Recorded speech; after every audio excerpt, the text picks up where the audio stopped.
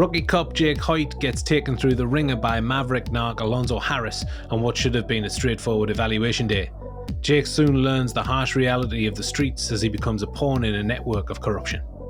Antoine Fuqua's Training Day overcame a difficult pre-production period to become one of the most talked about films of the early 21st century, in no small part to an imperious lead performance by Denzel Washington in what would become one of his signature roles. My name is Luke, and the two punk-ass, crooked-ass wolves with me are Westy. Boom! Haha, you never know, that's the point. Go. And Matt. You know what the gas chamber smells like? Pine oil. All the right movies are in our office, listening to the streets. We've been planning this all week, son.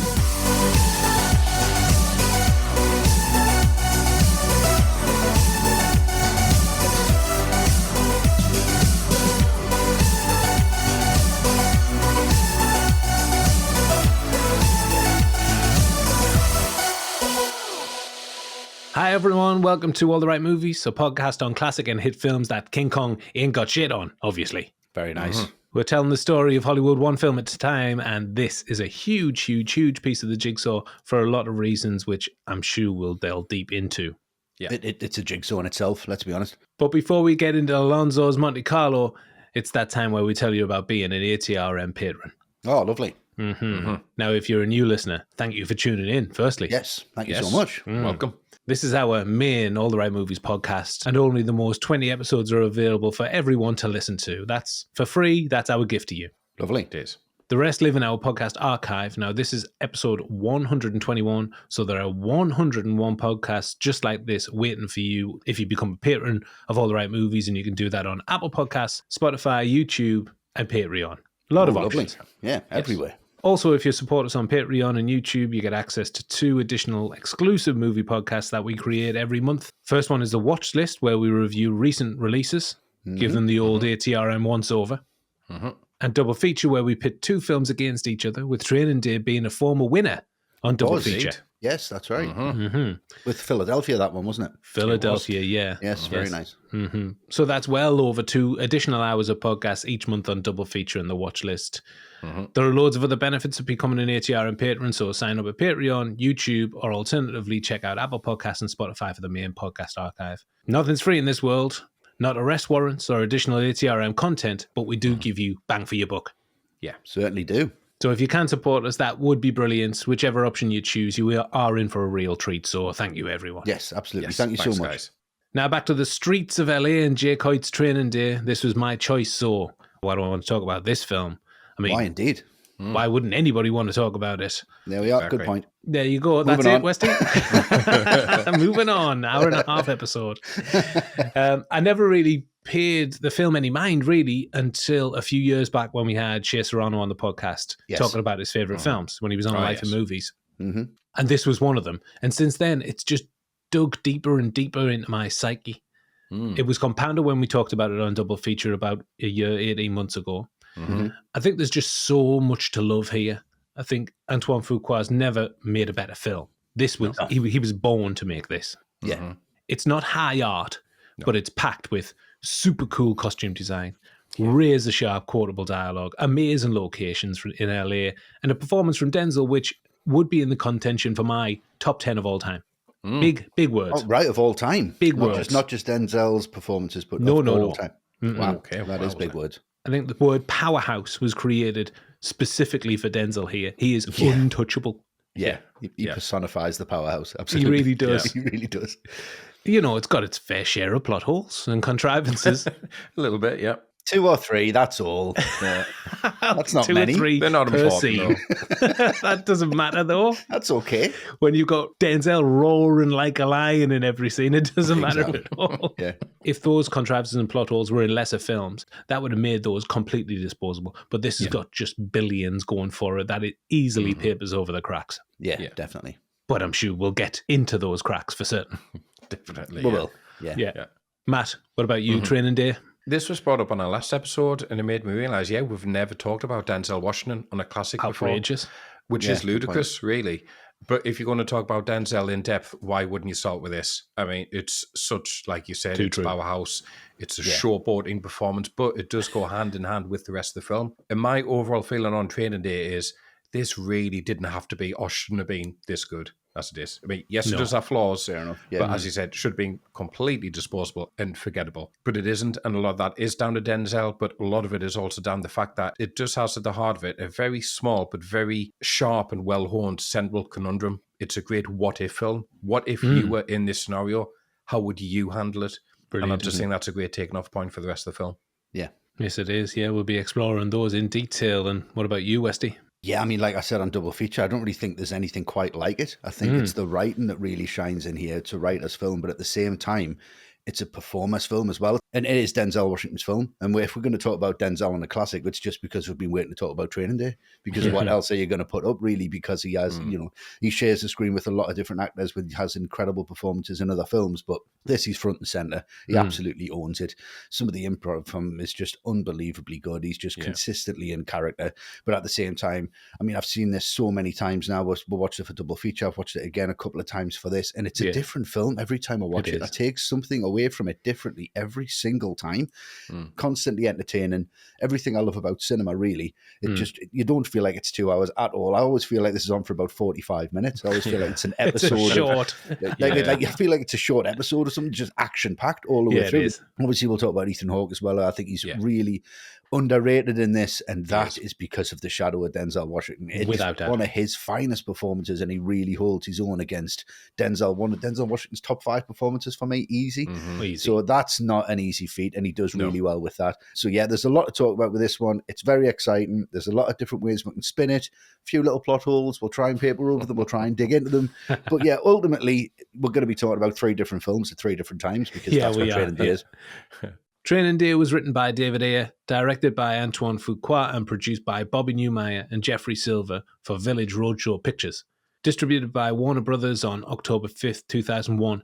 Shot largely on the streets of LA, it stars Denzel Washington as Alonzo Harris, Ethan Hawke as Jake Hoyt, with support coming in the shape of Scott Glenn, Macy Gray, Dr. Dre, Snoop Doggy Dogg, Tom Berenger, and Cliff Curtis.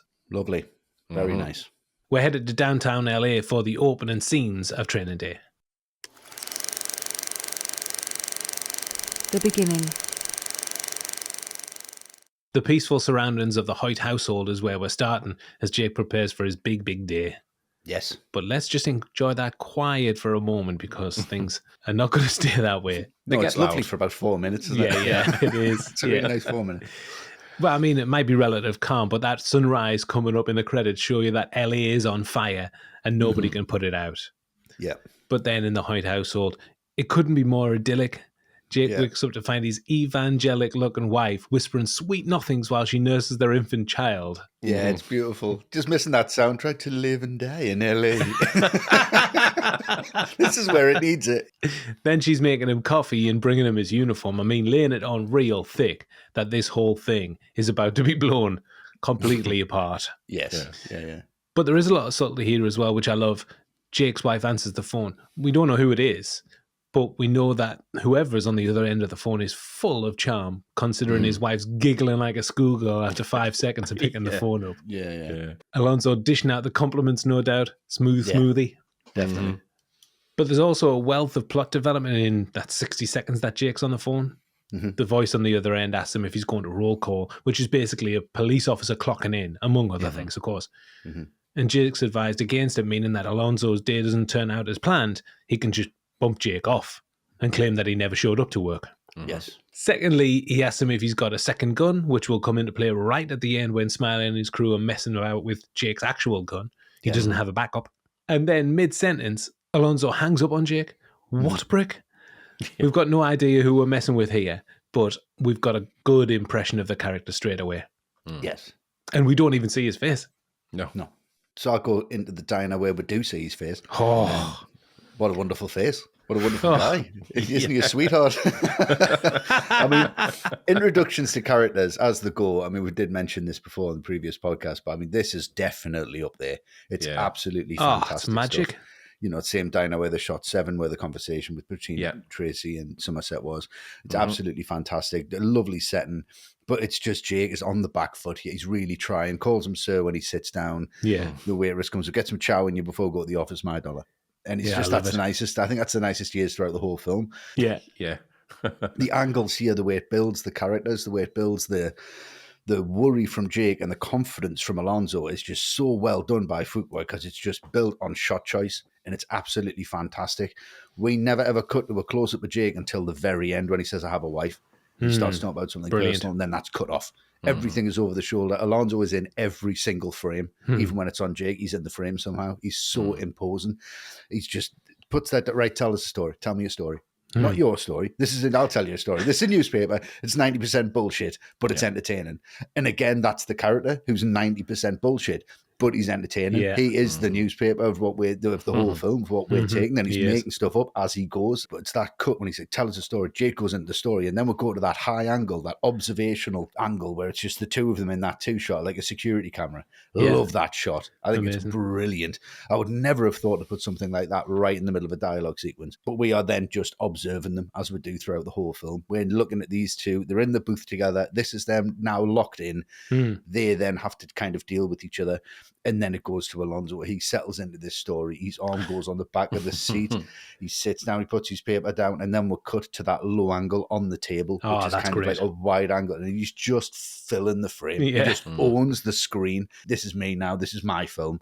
And it's absolutely fantastic because that story that Jake pulls out is just like a kid telling you about going to school.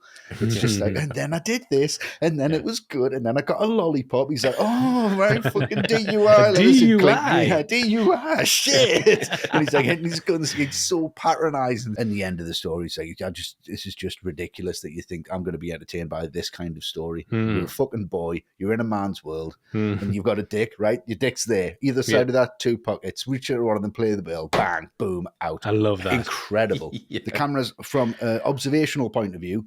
So we're from the top and then we'll go to the bottom just to show how much he owns that street on that tracking shot. It just comes across and he fills that frame. From here, it just snowballs and just rolls. We start really static. We start really still. We're going to an observational high shot. We see the world that they're in. We understand the pressure.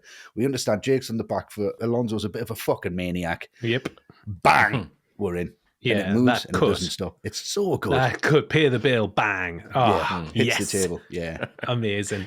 Great introduction to the character. Yeah, it is. As you said, Westy, that diner is very familiar because it's in 7. It's in over 20 movies, including Gone in 60 Seconds and Catch Me If You Can as well. Right. Okay. Oh, okay, right. Yeah. Yes, it is. Yeah. I remember now from Catch Me. Yeah. I know the scene you mean. Yeah, as costume designer, Michelle balanced police authenticity with street credibility. She was aware that while filming in active gang neighbourhoods, costumes couldn't appear too Hollywood, as they would disrespect the gang culture. Yes. Well, all of Washington's wardrobe pieces were custom tailored. His all-black palette immediately conveys his corrupt, intimidating presence, rejecting traditional police formality while maintaining a sleek, street-smart aesthetic. Oh, nice. He does that all right. Oh, yeah. Right. And that jewellery creates kind of like a juxtaposition with his actions because he is far from holy, that religious jewellery. Yes. And this is in direct contrast to Hoyt's earthy brown tones, which give him just a more grounded feel, traditional feel. And he's completely at odds with the way that Alonzo looks. Yeah, it gives him a natural element to his persona as well as that he's just an honest person. Yes, that's right, yeah. And then they're in the car. And Alonzo is in full floor. Today's a training day offside. Just in case you hadn't worked out what the title of the film means by now. I do appreciate that a little bit. Okay, that's what's going on. Okay, right? got you. Yeah. But then it's this constant barrage of information, all the numbers of the cases he's working on, the ones he's put away, the number of people he's got working from. Jake could be number 6. And he knows what's what. Like, he sees through that textbook response when he asks Jake why he wants to be an ARC. And he gives the, I just want to serve the community. No. Why do you want to be an ARC? It's because I want to make detective. There you go. That's what it's about. Because Jake is just like enraptured by him where he says, I will do anything you want me to do. Yeah. And it hangs in the air. And there's the slightest of smirks on Alonzo's face as he pauses and takes that in. Obviously, he says a word that we're not going to repeat. Yeah. But the light bulb goes off at that point. It is. It's like, I've got him. Yes, got him on that hook. And he's got him on the hook, though, because everything he says makes sense. You know, wind your window down. You've got to smell the street. You've got to hear the street. How's your Espanol? All these rapid-fire questions, which make so much sense. And you totally get why Jake is so engaged with this guy, because you are as well. Until then, he does bring up Jake's marriage, and he finds out he's got a baby girl. I've got 4 boys. You want a son? Let me know. I can't miss. Like, that's outrageous. I'll hook your old lady up. Yeah, exactly. Like, hold on. Why are you saying this? It's so out of the blue. It's so inappropriate. And it's the first time, I think, You see, this is Alonzo pushing Jake's buttons and seeing where Jake's boundaries are, what's going to trigger him off, where can he push this guy. But it's so cleverly written, because just when you sort of think that, he pulls it back to being another lesson. That's my point. This is the type of stuff you've got to hide, like that great line. The day you bring your old lady to the office is the day you don't make it home. Brilliant advice, don't wear your wedding ring out here. They'll use it, the maggots, they'll latch onto that. Makes perfect sense. Yeah. Exactly. Everything he's coming out with is so tantalizing, and you definitely want to see where this date is going to go from here. Yeah. Incredible stuff. When he gets in that car, outrageous. Yeah. This is the office, baby. Sexy, ain't it? Yeah, so speaking of his car is heavily customized Monte Carlo, featuring hydraulic suspension for lowrider-style hops. Obviously, I know loads about that. There's a Flowmaster exhaust in there, Dayton wire wheels with white walls and chrome detailing. I mean, it looks unbelievable. It does. Yeah, you know what wouldn't look unbelievable? Me driving it and then hitting the wrong button and hopping my way down downtown LA. And I'd be just crying, fucking hell. Sorry. I imagine you'd be like Data from the Goonies, slick shoes and stuff, punching people. Yeah, that car was stolen during production, but recovered within 24 hours with the help of local gang members. Wow, right. Not on their watch. No, definitely not. DME. And editor Conrad Buff was faced with a tough job when it came to the cutting room, because these car scenes, they featured serious tonal differences between the material within a given scene, because Washington would fluctuate his energy from exhaustion to enthusiasm from take to take to take. He was just given options because he was exploring the character along the way. Right, yeah. nice. Yeah, Buff said that even in between takes, he was laughing and joking with Hawke as well, so it was just tonally all over the place. Right, okay. He said he had to bend, manipulate, and unify the performance, and the sculpting process helped create the character's consistency across varying shooting conditions and smooth and energy transitions between shots. Right. I mean, an editor's job is incredibly tricky. It's not just chopping things and just putting things together. It's creating consistency. Yeah. Between the takes as well. Exactly, And yes. sometimes that overlaps. And the amount of times that these shots overlap purely with the sound design making them connect is more often than you would think. Yeah, a really tough job. Incredible stuff. So Jake is now in the office, but there's no water cooler or recliner chairs in this environment. Nope, just the hops. It's been a bumpy ride so far, and it's about to get a whole load worse for Jake, starting with a routine pullover. Matt, over to you. No, it's a cardigan, but thanks for asking. Nothing routine about it. I mean, this scene, it's like taking a peek under the hood and seeing how everything works at this point, and everything is deconstructed for Jake, because this 17-year-old kid that Alonzo points out, he's killed with the best of them, but he works for Alonzo and he allows him to sell drugs to support his family. So everything Jake's taken for granted in his career so far, as Alonzo says, you're going to have to forget all that because it just doesn't apply. You know, those rules do not work out here. And then you've got that great line when Alonzo says he's going to do a felony stop on the buyers. And Jake says, oh, they look like college kids. They're going to get an education today. Love it. Yeah, brilliant. And then they do, because again, it's that continuation of Jake just having to think, oh God, all that stuff I just need to not do, because he tries to call it in. And Alonzo says, stay off of the Rover. Just like spelling out him, you are a kid. You know, do what I say. It's brilliant. Yeah. And you can see when he's pulled them over and Alonso's just yanking that guy's ear, just the look on Jake's face, like, he's not allowed to do that, is he? You can't, like, just assault someone. He's not even being arrested. Yeah. And obviously we'll be saying this throughout, but Alonzo in full floor, it's just impossible to take your eyes off him, just to go from that Wonderful, intense, terrifying guy where he says, I'm going to let the homies run a train on your girlfriend. You know what that means, right? Oh. What a threat that is. Yeah. To then at the end, when he's got what he's wanted out of them, okay, gentlemen, thank you for your cooperation. And then he just lets them go. Like, you can't get a handle on this guy at all. And Jake is barely keeping up with him at this point. Yeah. When he screams at Jake as well to secure your suspect. Yeah. But then he does it anyway for him, like putting your face against the windscreen. He knows Yeah. he's doing it. He knows exactly. He's got control over the whole situation. Oh, it's amazing. Move those hands and they'll slap the taste out of your mouth. Yeah. Oh, Amazing. don't want that happening. No. So from there, they secure some, what he calls terrible drugs, just probably a year old. Look at that crap. But everyone's got secrets and now Jake has to smoke it. And you just Amazing. think, hold on a second, what? Mm-hmm. And this is so uncomfortable to watch because you just think, nah, right, he's the bad guy. I've made my mind up now. He's awful. But then all of his actions are made absolutely clear, and you kind of think, oh, this is tough love. This is how you've got to do it on the streets. Every narcotics officer needs narcotics in its system, and you're just like, does that make sense? I think it might. Actually, I don't know. You've got to understand the product to be able to then chase it and chase the people who are addicted to it. Maybe you've got to know how it feels, and you just, if you understand something, you can catch it. I think that's the whole point. I think fear is misunderstanding, isn't it? Fear is not knowing, and the more you understand something, the less you fear it, and the more the more efficient you are. And I totally get that from this scene. It makes perfect sense. It's just like his methods seem really caring and really unethical at the same time. As an audience as well, we're on Jake's side and we're kind of like, oh shit, he shouldn't have done that. But then he brings it up again and kind of punches him a little bit with it, just like he brought up, he can't miss with his misses. It's just like he brings up this horrible thing and slaps him a bit and then pulls back and apologizes for the slap and kind of rubs his face and then slaps him a little bit. The PCP, and that's what you've just had. I didn't have any, but you did.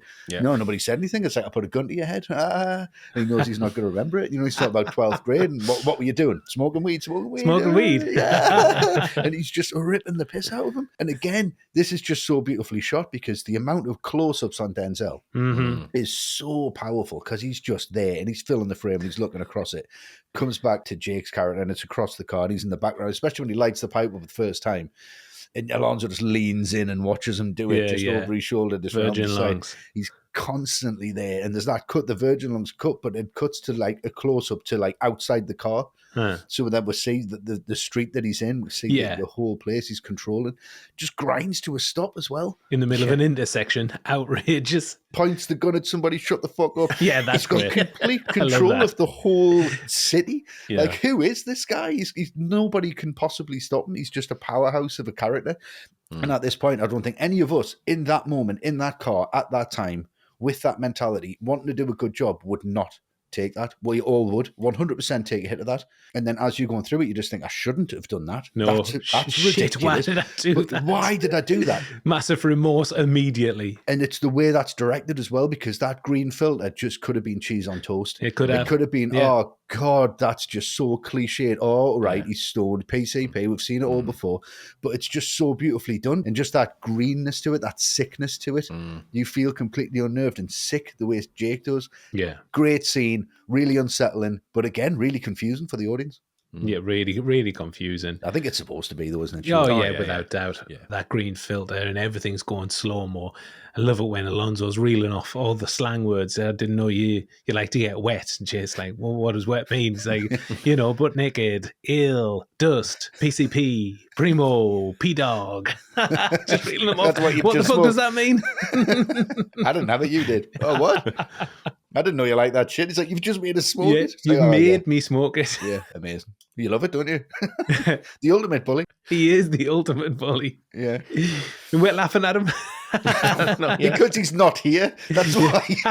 He's nowhere near us. So we kind of go, ha ha. If he weren't in the room, I'd be like, yes, sir. No problem. I'll turn this mic off right now. No worries. Give us that crack pipe. So with Jake at the zenith of his trip, they stop by an old buddy of Alonzo's for a drink. Why not? It must be at least 10 a.m. Not a problem. So a massive shot of whiskey. No. PCP and a shot of whiskey. Honest to God. And no breakfast. No. No, he fucked that up. He did tell him to have some food by the due fair. So you go, that PCP's really going to kick in if you don't have some fucking really pancakes, bro. Now, this scene does feel like a bit of a come down, if you'll excuse the metaphor. Yes. The tone slows right down, in no small part to Roger's parable about his little snail. Yeah. But I suppose this has got to be in there to show that Alonzo, who clearly has a lot of love for Roger in this scene, is willing to wipe him out without hesitation later. Yeah. Or maybe he's telling the truth later when he says that he had to get close to him to take him down. Yeah. Or is that what he wants Jake to believe to get him back on side? Who knows? That's the thing, isn't it? Who knows? It goes at snakes. It goes in and out. But that's what makes the character so fascinating, what makes the writing so good, and makes this scene essential, because it does obviously set up the killing scene later. Yeah. And there are a couple of moments in this scene that are important, small details that could go unnoticed, Best of which is the phone call that Roger gets. He says, it's your mess, you clean it up. Presumably, he's still messed up in a load of dodgy dealings. Yeah. And backs up Alonzo's claim later that he was up to no good. He needed to be taken out. And somehow, Roger knows that Hoyt played college football. He never forgets a good player. Mm-hmm. Somehow. But this just adds to Jake's athletic ability, making his physicality as a cop believable, I think, for me. Yeah. Yes. Particularly Yeah, that works. scene when he chases down those two hobos. Yeah. Yes. And during this scene, Roger tells a joke about a snail who gets injured, breaks a shell, and is left for dead. But he recovers, and after a year, makes it back to the same place as the previous year. And some see this as foreshadowing going on here, as by the end, Jake is the snail, injured, close to death, but with the resilience to return to the source of his pain and confront it. Roger finishes that story by saying, when you understand that joke, you'll have figured out the streets. And Yeah. I suppose that's what Jake does by the end of it. Mm-hmm. Yeah. Yeah. Even though Jake thinks he's already figured it out with his smiles and cries theory, which doesn't carry too much weight for me, to be honest. Doesn't even make sense. No, it doesn't. So Jake's been through some low points so far. Nothing a few hits of PCP and a large measure of whiskey won't solve, though. Yeah, obviously. I'll sort him out. The director.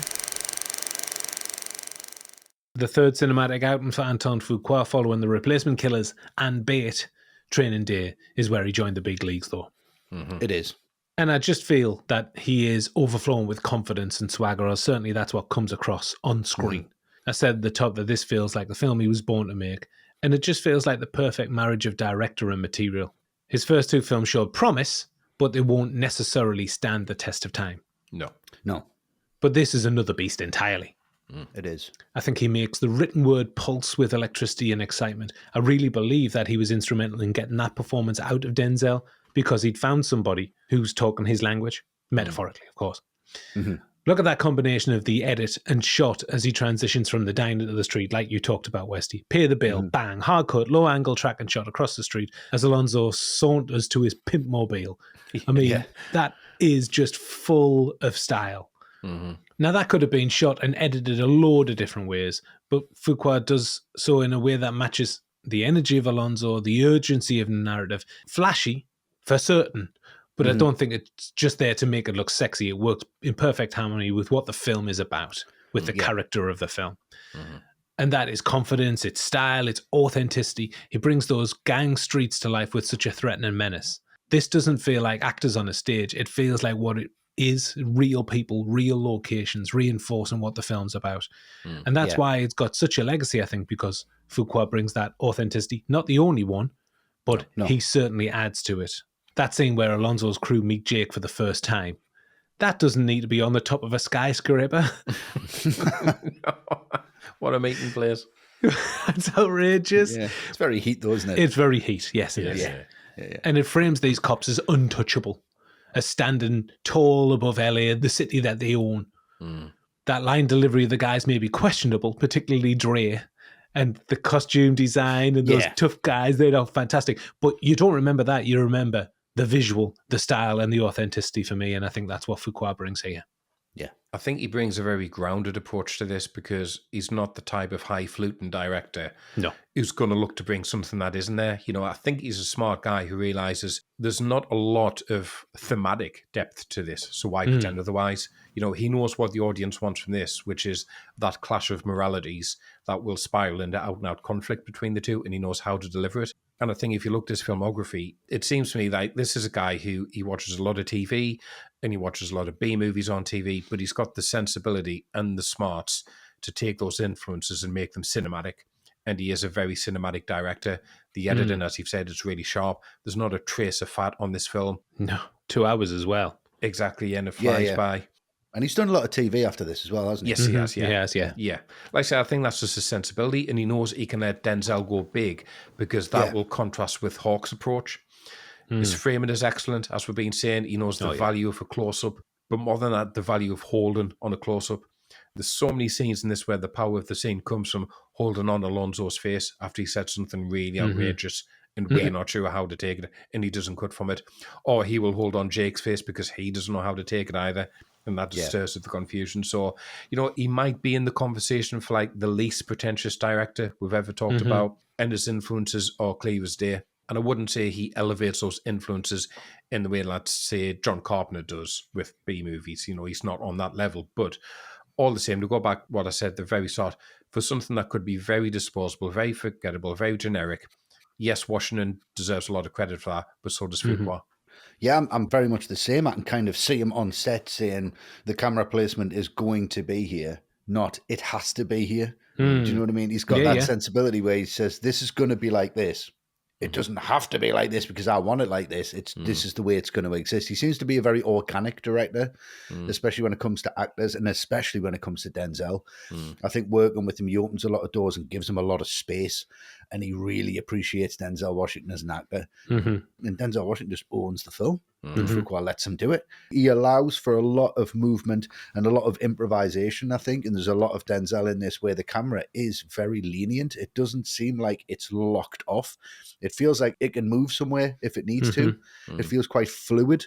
When you're watching this film, I think that's why it's so easy to watch and how it just rolls from one scene to the next. I think what he does with the sound design as well, kind of really what we've talked about before, it papers over a lot of the cracks of the cuts. And these cuts seem to flow very organically. There's a real siltiness to the direction. Just a slow flowing river. And Denzel's just the rocks that it hits every now and again. And it's just nice to going to flow down. But then he's got that opportunity to move the tide where he wants to. But Fuqua knows exactly where the stream's going. And he keeps the same pace in that tide all the way through. To me, he just seems like an absolute team player and a sweet, sweet guy. It's just a real canvas for performance and technical direction and editing. I think it's fantastic stuff. It certainly is, yeah. Big praise for Fuqua. Yeah, he's done a great job here. Yeah, he has.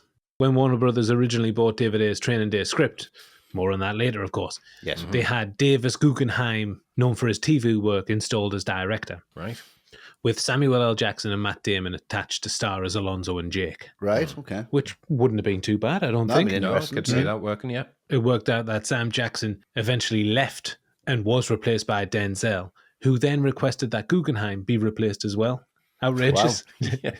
Guggenheim never really got a gig again. He largely went into documentary filmmaking. Right, okay. Yeah. And Warner's put a lot of faith in Denzel, and he ended up having a big say in the creative choices. His first was to recommend Antoine Fuqua as director, and this came after Denzel's wife, Pauletta Pearson, had recommended him after seeing his previous film, The Replacement Killers. Yes, that's with Chow Yun-fat. It is. Yes. Denzel watched it and liked the way he constructed action sequences. He thought that Fuqua could capture the complexity of the character of Alonzo and LA's street-level authenticity as well, which, I mean, we've talked about, confirmed. Yeah, Fuqua was used to the Training Day world, growing up in a Pittsburgh ghetto. This helped bring authenticity to the film. He saw it as being all about the abuse of power based on his own childhood experiences. Yeah, I think you can tell that he's seen it. He's been there. There's an authenticity to all There of is, this, yeah. without it being cheesy. Yeah. And two police technical advisors, Michael Patterson from LAPD and Paul Lozada from SFPD, they ensured procedural accuracy throughout the production, and Patterson had spent 10 years of his career patrolling LA's notoriously dangerous Firestone Park, and he provided reality checks for the actors in Fuqua. Wow. Yeah, so he had like advisors on set, as you would expect. Yeah, definitely. For added authenticity, Fuqua wanted to film in off-limits areas of LA, such as South Central, Inglewood, Rampart, Echo Park, Lincoln Heights, and Imperial Courts. It was Fuqua's background in the hoods of Pittsburgh that earned him respect and trust from real gang members. He's the boy. Sounds like the boy. Wow, Fuqua, of course he is. He can take care of it. He knows what time it is. Of course he does. Fuqua's friend, Clay-born Shahid Sloan, was invaluable in securing these locations that you're talking about, Westy. He was a former Athens Park Blood gang member turned community activist and LA gang-banging historian. Wow. I need to get some friends like that. I've got nothing.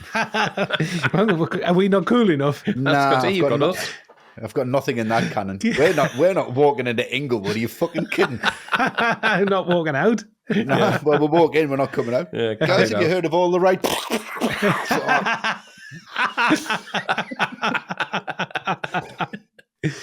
Bowen also plays the gang member who points his gun at Alonzo during the King Kong scene and lets Jake off the hook. Great, right? He's great. Oh, he's amazing. And Fuqua filled out the background of these locations with residents of the actual neighbourhoods. He also recruited real gang members from the notorious LA gangs, the Bloods and Crips, to maintain the highest level of authenticity throughout production. Comes across. It does. Jumps off screen. It does. Talking about these iconic locations, that leads us to our first question from an ATRM patron. This is from Ben Carr. Hello, Ben. Hello, Ben. Hi, Ben. Now, Ben's a patron of All the Right Movies. If you want to ask us a question for the films that we're talking about, you can become a patron as well. Lovely. The door is open. It is. Ben says, hi, guys. Hi, Ben. One of the main parts of Training Day that stayed with me, apart from Denzel's performance, was the bringing to life of LA. So gritty and dangerous. LA and New York have been brought to life brilliantly so many times over the years. Which of the two cities would you choose, and what's your favourite flick set in one of them? Okay. Right. Westy. It's really difficult, isn't it? I think, but I mean, New York, you kind of know what you're going to get. It sets the tone, I think, a little bit too much, where LA couldn't be a little bit different. It's more varied, I think. So yeah, if you imagine like Once Upon a Time in Hollywood, and then you imagine like The Player or Nightcrawler, or this is like downtown LA, or if you imagine Heat. But I think my absolute favourite, I'm going to pick LA. Okay, yeah, great place, great city. Mainly because I've been, and it just screamed of like cinema to me. Everywhere I looked just felt like, oh, you could put a camera there. The light was what I'd always seen on screen. And it just made perfect sense. I've yet to go to New York, because probably the same thing will happen, and I'll answer it in a completely different way when I go to New York at some point. But yeah, it's LA, and it has to be Chinatown. Oh, yeah. Yeah, everything I saw, even now going through LA, I just saw elements of that film, and it really stuck with me as like a real cinematic masterpiece. When I first saw that, I was quite young watching it, and it just really did kind of set the scene of this is a cinematic city. So for me, it's LA, and it's definitely Chinatown. Love it. What about you, Matt? Yeah, I'm also going LA. Just the fact that's where Hollywood itself is. But I just think LA, I think of the Sunset Strip itself, you know, the place where people dream of making it big. And I think there's something romantic and tragic about LA at the same time. Like people's dreams can either come true, or you can end up like the Black Dahlia, you know, that true story, what happened there. And I think those two things are completely intertwined in LA. So I know Westy's gone Chinatown, so I'll go something different. A real favourite of mine, I would go for LA Confidential. Nice. Because I think it does have that combination in that film of that Hollywood glamour, but the seedy underbelly at the same time. Very really nice. Yeah. That's a good LA double feature right there. If you want one. Perfect, yeah. Lovely. Yeah. It'd be really nice. It's a long day, but you know, yeah. to live and die in LA. Live and die in LA. Any chance I get. This is a reference to Live and Die in LA, the Billy Freakin film. We covered it on Double Feature maybe 6 months ago, and that Wang Chung score soundtrack still baffles me. Outrageous. Still baffled by it. Outrageous. Yeah. If you've never seen who Wang Chung are, look them up, because they look nothing like you'd expect a band called Wang Chung to look like. To look or sound like. Or sound like, yeah.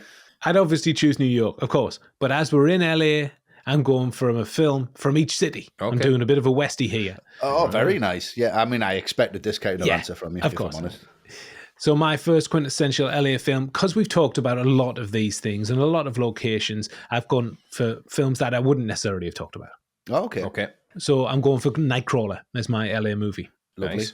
You really get a sense of the sprawling city streets, how appealing and alluring they are. But once you're there, it's as dangerous as hell. And if you get taken down, you're going to be headline news, bought by the highest bidder. Love the ruthlessness of that. Yeah. Yes. And my New York film, well, it's obviously all of them. But like I said, mentioned loads on previous episodes, so Abel Ferrara is out of the question. So I'm going to go a little left field, because one of my favourites is Working Girl. Okay, nice. Yeah. Great. Melanie Griffith, Sigourney Weaver, Harrison Ford. Would you ever expect him to play second fiddle to anyone in 1988? No. You better believe it with this material. He's wonderful in that film. Oh, he's amazing. Yeah. He's so fun. Yeah. He's fantastic. It's a great time portal to 80s New York, all big hair and shoulder pads. The locations are incredible. Staten Island, Ferry, and there's incredible aerial shots of Manhattan that just take your breath away. Amazing. Right, nice. Yeah. Well, thank you very much for the question, Ben. A great one to kick us off. Yes, thank you, Ben. So, third time's a charm for Antoine Fuqua, the film that allowed him to do anything he wanted in Hollywood, basically, after this. The film that he will be remembered for above everything else in his career, no doubt. Yeah. I believe so, yes. The cast. We're talking about the two main players in Training Day, the only people that matter. Ethan Hawke as Jake Hoyt. He's coming up. But first, a man-mountain of a performance from Denzel Washington as Alonzo Harris. Westy, Yeah. did they come any bigger? I don't know if they come much bigger. He owns it. He owns the film. He owns the screen. He owns the dialogue. He owns other people's dialogue. He can do what he wants in this film and it works. I don't think there's any part of this where you go, oh, maybe that's a bit over the top, or maybe he's just overhammed it there, he's overplayed it there. Every single time in any film where I see people just go a little bit too far or push it a little bit too much. And it's often with kind of the scene that they have in the car where they do the wolf whistle, the ooh bit. It's like, Yeah. if that normally happens in film, I'm like, oh, please be over, please be over. Yeah. But he does it here and it's genuinely terrifying. Yeah. It's just unsettlingly terrifying. It's just, and he's like, to Rooster, give us wolf. And it's like, no, I believe that. That doesn't shrink his character or make him seem like he's overplaying it. He knows exactly where the brackets are on this character, and they are quite far apart. Mm-hmm. And he's talking about sheep and wolves and that duality. But he is at once a sheep and then he is at once a wolf. He's caring for Jake. He's looking out for him. He's trying to make him prepared for the streets. And at the same time, he's biting into him. He's ripping his head off. He's making him smoke PCP. He's putting guns to his head. He's putting him in harm's way. He could die at that point. And he knows that he can bounce between these two characters or these two personas or these two sides of this character with absolute ease. It's just a joy to watch him do it. Oh, it is. Because we're getting to watch him do it in the same take, not the same scene, Mm-hmm. but the same shot. He kind of bounces between the two if he wants to. Such an endearing presence in some ways where you kind of want to be his friend, but you never want to see him again. It's kind of, you want him around you because he has this confidence, but it's so misplaced. He shows some real regret and some real emotion towards the end of the film. There's some real kind of powerful messages there that aren't overplayed and aren't on the page and aren't just kind of spelled out. It's an incredible performance. I feel sorry for him by the end when he's shouting for his money. I feel sorry for him kind of halfway through at some points as well, which I'll kind of get into because I watched this again thinking that this guy is probably one of the best on the force. And he's gone undercover to find out and get the dirt on the three wise men, which is Tom Berenger and the other two, and they're talking about them guys. He's basically been put undercover to blow the lid on them. And that's what he has to do. And he has to sacrifice Jake in order to do it and then get away with the money and get away with Sarah at the end. Don't think he's married with 4 kids. I think that's just his persona that was made up by the Force, which you get that at the end. So if you watch this film again, thinking he was amazing and he is basically uncovering all of the corruption. He's framing them other 4 cops. He's taking Roger out because he's framing him as well. He knows where the money is. He's basically framing the 3 wise men. He's putting everybody through it. And unfortunately, Jake's just the rookie that he's doing what he has to do. You smoked that, didn't you? Yeah, because you did what you had to do, didn't you? You put the chokehold on him. That was illegal. But I was getting my arse kicked. Yeah, you did what you had to do. You know, there's all these moments where you can tap into it, where he's genuinely a nice guy and then a nightmare. So you don't know all of these things. You never know. Of work. What are his motivations? What are his true motivations? We don't know. You never know. You never know. That's the point. Know. Go. And you don't know where he's from. You don't know his background. You don't know his motivations. And the beautiful thing about this character is you don't want to. You don't. It's so open-ended, it could be interpreted a million different ways. It's got it all. Larger than life. He just explodes from the screen. Those scenes in the car when he's howling out that they build jails because of me. That's just pure charisma. That's amazing. Yeah. I've never been so drawn to an absolute bastard of a performance. Diner scene, it sets him up as absolutely loathsome individual, but I'm watching that with bated breath at the next barbed insult and veiled threat. Takes and takes and takes. And just when he's right at the edge, he pulls it back and starts saying things that absolutely make sense. And then he's back on his side, ready for the next heinous act or comment. And it's that physicality, that amazing outfit. He's almost dressed like a Jesus figure, but in black, so it's quite confusing. And he rains down holy hell on all he encounters, and he's got absolute control. And he's just larger than life, 90% bullshit, but it entertains me. 100% entertaining. And Denzel was attracted to the role because it allowed him to subvert his usual good guy persona. He was able to explore and embrace all of the nuances of Alonzo's pure malevolence. He said, the bad guy has all of the fun. The bad guy is sexy. I agree there, Denzel. That's true enough. Beautiful. Hawke told this great story that happened on set one day.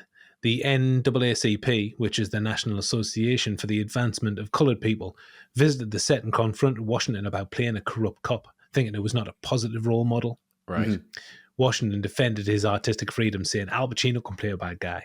I can't play a bad guy. I'm an artist. He said that he wanted to be a role model by being great at my job, rather than limiting himself to squeaky clean people. And the NAACP promptly left the set, tail between their legs. Lovely. Too true. Answered that as Alonzo, didn't he? I was going to say, he went full Alonzo on them, didn't he? Howling. I'm an artist. Give me a fucking tuber, I'll get you something out of it. And Fuqua and Denzel worked together to reshape the script. Fuqua said that the character of Alonzo was originally written as a Puerto Rican detective, and Denzel said he wasn't written for a black guy. It was more like a plaid shirt wearing type of guy with beer bottles in the back. Yeah. Right. Fuqua said that it would have been more at home in kind of like a Lethal Weapon film, Yeah. Okay. and he rewrote him. And Denzel said that Fuqua brought the gangster to the character. Nice. Yeah, nice. Washington styled his appearance on Rafael Perez, sporting a similar goatee to that of the disgraced LAPD officer from which the film's success was crucial. We'll be talking more about him later during the writing. Right. Yeah. The license plate on the Monte Carlo that he drives reads ORP 967, which stands for Officer Rafael Perez, who was born in 1967. Oh, nice. right. Nice little touch. Good touch, yeah. Improvisation was an important element in Denzel's approach. He did multiple takes of scenes playing Alonzo in various ways, up, down, and everywhere in between. He improvised scraping his guns together as if sharpening knives, calling it pure rhythm. Amazing. Acting is like music. You improvise and it's like jazz. There's no rhyme or reason to it. It's not a plan. I just did it. Yeah, it feels as though it's just natural to him. Yeah, absolutely. So theatrical, the performance. It's wonderful. To end on Washington as Alonzo, here's a quote from the big man himself. He said, "The bad guy can say anything. He's bad. He's mad. He's Alonzo in Training Day." Nice. Yes, he is. Yeah. Ethan Hawke plays Jake Hoyt, the rookie cop who gets dragged through LA by a monster of a man. Yeah. Matt, he's your guy. Yes, because I almost feel sorry for him because imagine if you're Ethan Hawke and you're reading this role on the pitch, you think, well, I'm the rookie cop. I'm the one who gets his eyes open. I'm the one who has the arc. This is going to be amazing. And then Denzel Washington turns up and just gives that performance. You're like, oh, give us a chance. Yeah. Gives a break with it. Yeah, please. So, bearing all that in mind, I just think it's to Hawke's immense credit that he does still stand out. And when you come back to this film, you realise, obviously, he's overshadowed by Alonzo to a huge degree, but he has to be. It's not a case that Hawke is overshadowed as an actor. Jake is overshadowed as a character, and that's a different thing entirely. And I think Hawke has two things going for me. I think, first of all, he's an actor that I always associate with roles in independent cinema. I mean, he has done some mainstream before this, but this is the guy from the Before trilogy and Reality Bites. Yes. And every Richard Linklater film, basically. So you don't automatically see him as a cop. So already he just brings that interest and contrast to the role because you think he's got a different feel to him as an actor. And I think the writing for the character really works because, crucially, he's not written as a stupid or inept cop. I mean, yes, he's over his head, but who wouldn't be in this situation? And whenever he makes a choice, that's the wrong choice. It doesn't feel dumb in that moment. It just feels like he's backed into a corner and he's got an impossible choice to make. And that's what he does. Like, I don't blame him for smoking the PCP one little bit because Alonso was so persuasive. And so many scenes in this film work because Hawke is so good at showing the moral confusion that Jake is going through. And there's no doubt in my mind that he is a great cop. He's just in this untenable situation. And I think if a lesser actor didn't sell that particular point, the impact of Jake's character would be lost. And I think if you go back to that time, the early 2000s, I think this role could have gone to so many lesser actors who were a bit vanilla, who were just swimming around at the time, you know, the likes of James Marsden, Paul Walker, etc. But they didn't. Yeah. They've picked Hawke, and I think he does a much more impressive job than anyone else could have done with this. I think it's just such an underrated part of the success of the film. Oh, it is. Yeah. I think it's a role that required absolute selflessness, just leaving his ego at the door because Denzel's the big dog. Yeah. He gets the big guns, the great outfits, the car, Eva Mendes, the cool dialogue, everything. Yeah. He gets to dress in brown and beige and gets embarrassed for 105 minutes before he gets some redemption. And even then he gets beat to shit. Yeah. So I think credit to Hawke, who brings the much-needed wide-eyed optimism to the role. He's totally wet behind the ears, clearly desperate to impress. He wants to make a good home for his young family, but to what cost? Is he willing to sell his soul to the devil to get what he wants? That moment in the car when he says, "I'll do anything you want me to," that line might as well have been followed by a massive siren, a huge red flag. Yeah. Even after just a few minutes with this guy, but I buy that line because of Hawke. He's desperate for it. And once he said that, Alonzo has him. Yeah. He also has to allow Denzel the space he needs to fulfill the role of Alonzo, which is the space of an entire city. He's roaring all over town, and yet Hoyt is still a presence in this world. Very unselfish stuff from Hawke, who, not just in this film, is criminally underrated. Yeah. Fair Yes, I enough think he because of Denzel. Yeah. Yeah. And before Ethan Hawke was cast as Jake Hoyt, there were a number of actors who tested for the part, including Tobey Maguire, Ryan Phillippe, Freddie Prinze Jr., and Paul Walker. Oh, yeah. As there Matt you go. said there, yeah, obviously. Yeah. And rap sensation Eminem was also offered the part, but declined so he could focus on 8 Mile, which came out in 2002 instead. Yeah, fair enough. I mean, It's fine, yeah. the film is disposable if Freddie Prinze Jr. gets the gig. Yeah. Yeah. I think Phillippe would have been good. She's good in where they're Yeah, going. I I do. think Yeah, it's a like similar Felipe. kind of Out vibe. of those names, Felipe would have been the best one, I think. Yeah, I think Prinze so. Jr. is the worst. It's definitely Absolutely, the worst. yeah. Yeah. Scooby-Doo in the back. I was going to say, yeah, stick to that. Yeah. Scooby, don't. Scooby-Doo. And Fuqua selected Hawke after seeing him in Reality Bites, which I mentioned. And that was because he was drawn to Hawke's natural innocence, but he also saw something deeper below the surface. And despite being in movies since he was 14 in 1985's Explorers, Hawke still had to audition because the studio weren't convinced he was the right guy, despite Fuqua and Washington backing him. Amazing. Oh, really? Right. Yeah. Okay. But during the audition, Washington went off script. Classic Washington. Obviously. Improvising and abandoned everything that was on the page. Hawke walked out in a rage, furious because he felt sabotaged by Washington's unscripted performance. Right. And he contemplated walking away for good before getting a call saying that the part was his. Right. Nice. Wow. Probably Amazing. perfect. That's a perfect audition. Yeah, it is. It really is. Boom! Sick of this guy's fucking shit. Hawke's research involved riding around with real undercover cops. One cop Hawke rode with was tipped off that a suspect had 2 kilos of cocaine under his sofa. Once he got to the house, he found the drugs, but suspected that the guy who tipped him off had planted the coke based on the guy's shocked reaction. Obviously just trying to impress Hawke. Amazing. Right. Yeah. Yeah, There's watch some this. cocaine in here. Yeah. His sofa's like off kilter like that. So the officer took the cocaine without reporting it, and he later sold half of it for information about another crime. And the investigation of that led to the discovery of a dead body, and a conviction was obtained. And this showed Hawke how grey the line was and how cops did break the law in the name of good. Right, okay. Wow. It's unthinkable, really, isn't it? It is ridiculous. That actually happened. I know. Hawke had long admired Washington since seeing him in Cry Freedom in 1987. On set, he found his spontaneity and depth mesmerizing, in his words. But he also said he was a perfectionist. He said, "Don't fuck with him, man. Don't come to the set with sloppy work."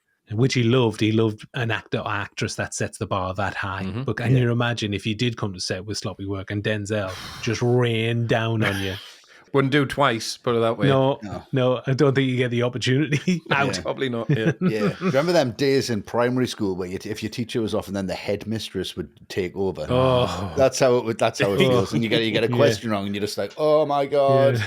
Yeah, that's how it would feel every day. So 2 great performances for very different reasons. The film, of course, has other memorable 1 and 2 scene performers, a lot of which we'll talk about as we go. But Training Day is nothing without Hawke's understatement and Washington's roaring ego of a performance. Absolutely. Yeah. The middle.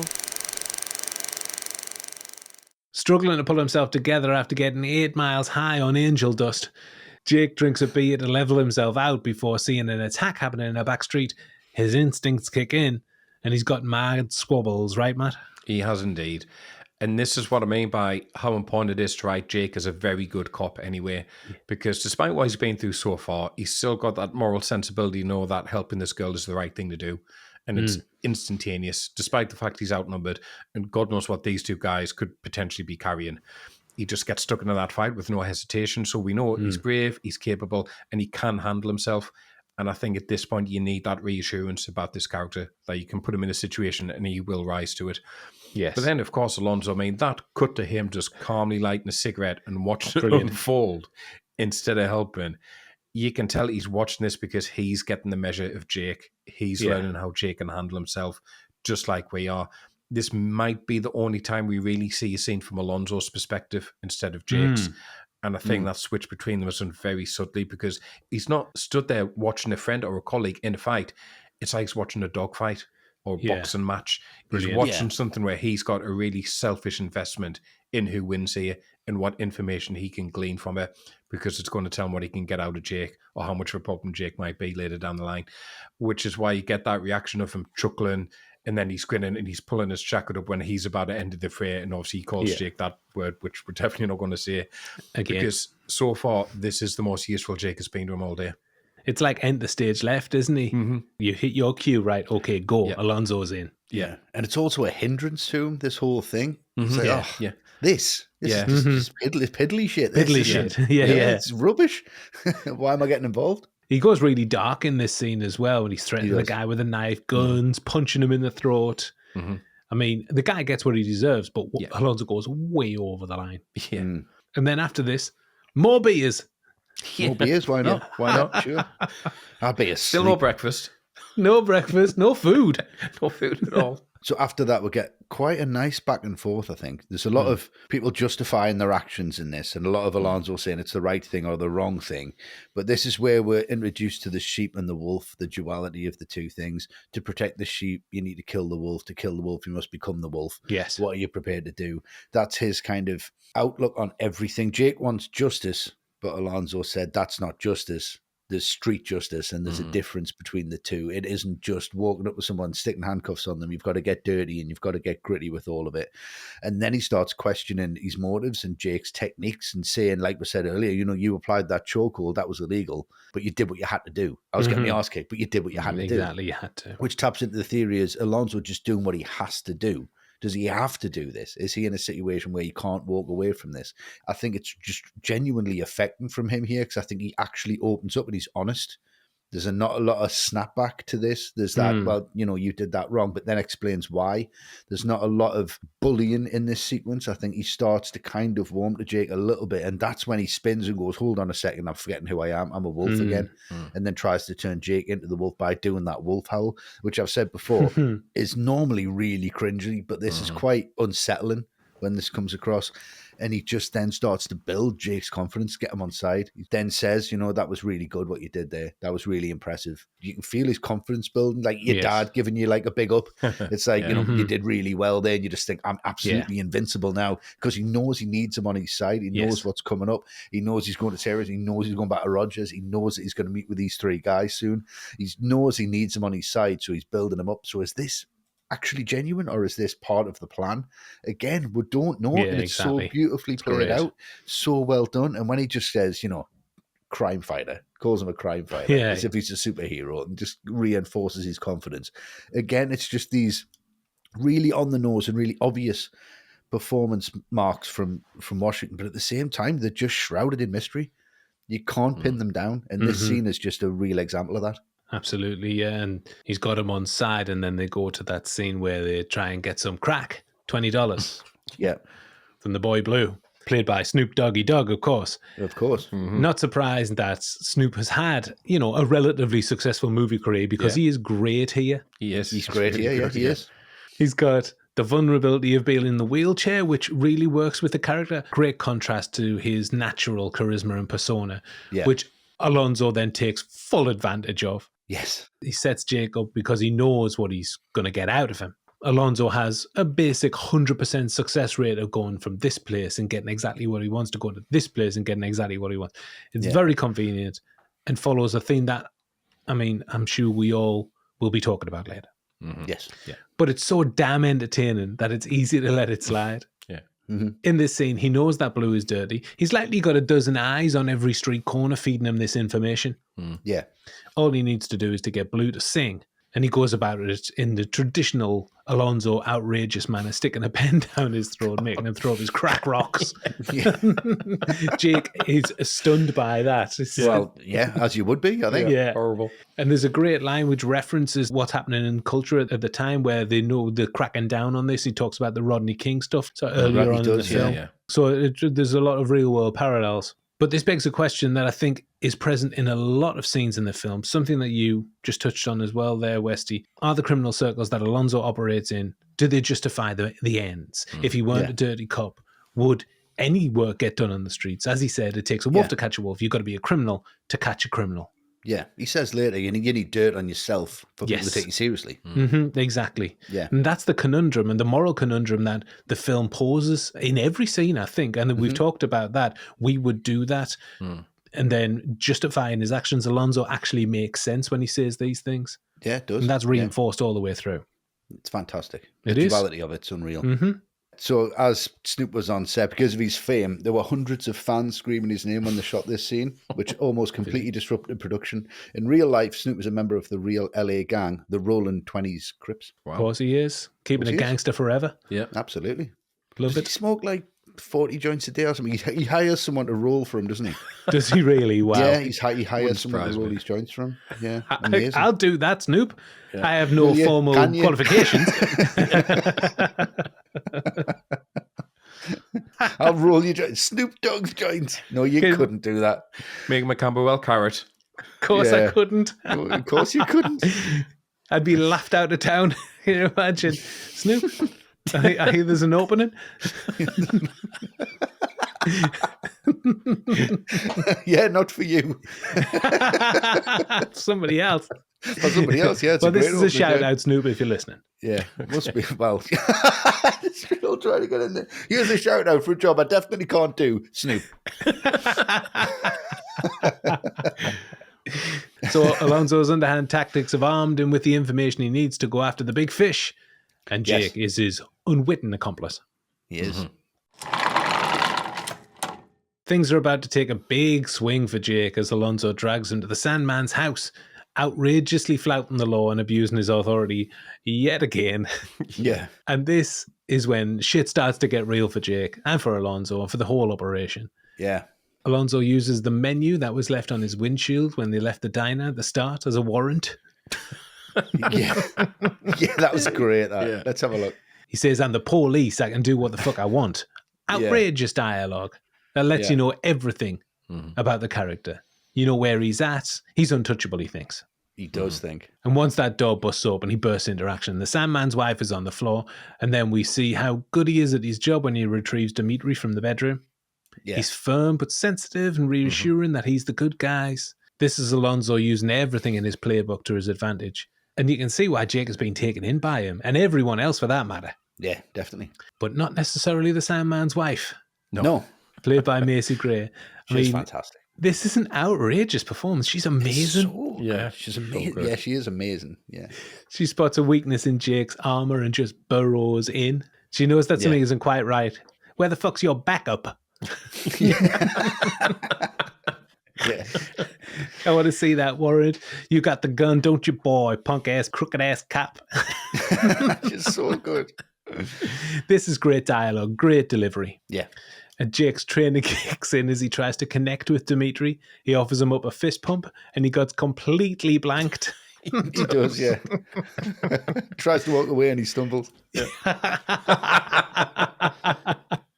Wow. Very nice.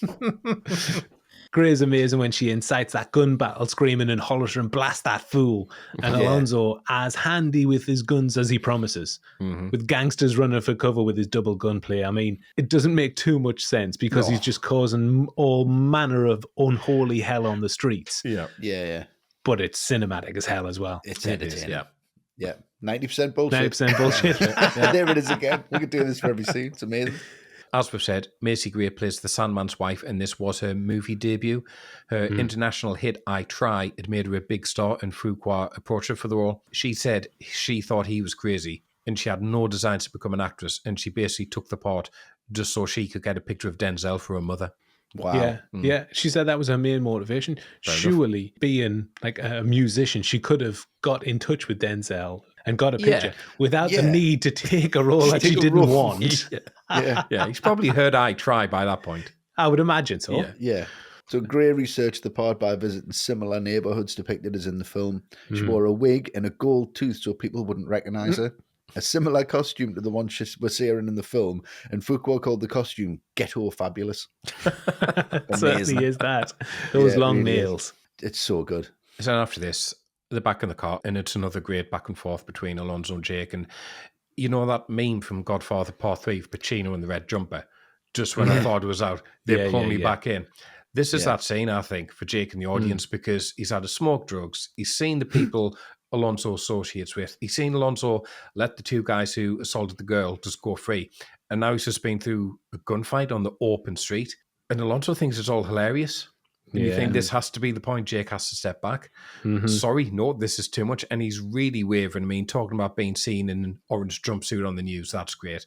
Yeah. But like say, it's that meme. Just when he thinks he's out, Alonzo pulls him back in because I think by this point it's just out and out gaslighting by Alonzo. When they pull the car over and they have this conversation about the wolf or the sheep, you have to decide. I mean, the dialogue here is brilliant. That line about, light and flares instead of doing this is so good because it's so belittling about what that entails. But it's also telling Jake, I think you're better than that if you want it. Yeah. And if you don't, give that guy a hand. And then you see Exactly, the traffic cop. The traffic cop changing the tyre. Like I say, great. masterful manipulation by Alonzo here. The way he takes all the bad shit that he's put Jake through already and he kind of puts it on Jake instead. Like, this is what you wanted to see. And if you can't take it, that's not my fault. Yeah. This is all on you. It's brilliant. It's that low angle he shot with as well when he's underneath the bridge. It's like he's holding the bridge up himself. One of the pillars. Yeah. It's so good. Yeah. It's perfectly placed, this scene, because you're right, Matt. It's come at a point where naturally we're thinking, okay, this is too much now. Yeah. So way too obviously far. he's taken too far. He snapped. He right. I've had enough. But then it's very convincing what Alonzo says. Yeah. So following that, they both arrive in the neighbourhood, and Alonzo's not particularly liked here. No. In fact, he's hated. To be fair, it's very, very on edge. This whole scene, I think we've gone too far in the last scene that we've just spoke about. There, Jake's gone a little bit too far. But these guys have definitely had enough of him. This guy. They've definitely gone too far. Whatever he's done in this neighborhood, he is completely pushed and pushed and pushed to the point where this is a breaking point for him now. And he's not being taken seriously whatsoever. And he's walking through and he's making snide comments, all that jelly, no toast, all that kind of thing. He's got these kind of ways about him, and Jake's just following behind him, knowing that nobody could touch him, but everyone's thinking, what the fuck's this guy doing here with this guy? What's going on now? It's just ridiculous. But it's the tracking shots here that really, really hit home for me. It's just excellent. There's that one that's just like a bird's eye view shot of them coming up the stairs. It doesn't need to be that good. Oh, yeah. It's almost ignorable, and they're just coming up the stairwell, and it just kind of tracks along with them to them coming up to the doorway, and then we'll get to Sarah's apartment, and it's just wonderful. Just opens the door. It's Eva Mendes. It just makes that scene and the other guys even funnier. Where Wahlberg, then they come home and Will Ferrell, it's his wife, and he's like, "Who is she?" It's like, "My wife." And no, seriously, who the fuck is she? It's just brilliant. It's so good. He's like, no, seriously. He's just like almost crying. I was like, brilliant. that's how I feel. What when the I fuck's this. going on here? Yeah. Because she brings the food over. It's all authentic food. It's all just like really homemade and lovingly made. He said it looks amazing. The kid's there and the kid's really well behaved. But again, it's like, what's happening beneath the surface of this? Is he just there to have sex? Is he just there to drop something off, to pick something up? Is he planning something? Is there anything underlying that all these plans take this long? Jake's falling asleep with the kid. They're not bothered about the kid. They're not bothered about Jake. They know that, the kid will get looked after. And prior to this, we get a scene where there's a shotgun being bolted to the bottom of the bed that he can spin around. Is he doing that now? Is he setting up for something now in that apartment? Is he telling her, look, I'm going to get this money, then I'm going to get away? Yeah, this is what's going to happen step by step. Is this the promise that he's making now that we're not invited to? Yeah, I think Fuqua does an amazing job of setting this neighborhood up looking like hell on earth. Yeah. And the main reason, one of the main reasons is there's no exit. You have to go out the way you came in, and that road is so long. It's a cul-de-sac, dead end street. Yeah, but at the same time, though, if you lived there, what a place. Oh, yeah, of course. It's such a community spirit. It's just amazing. Like, if you're there, it's so comfortable, but if you're not from there, you're just not welcome. Yeah. It's really well played out. Exactly. If you're an outsider, forget about it. But because of that, I'm not necessarily buying Eva Mendes.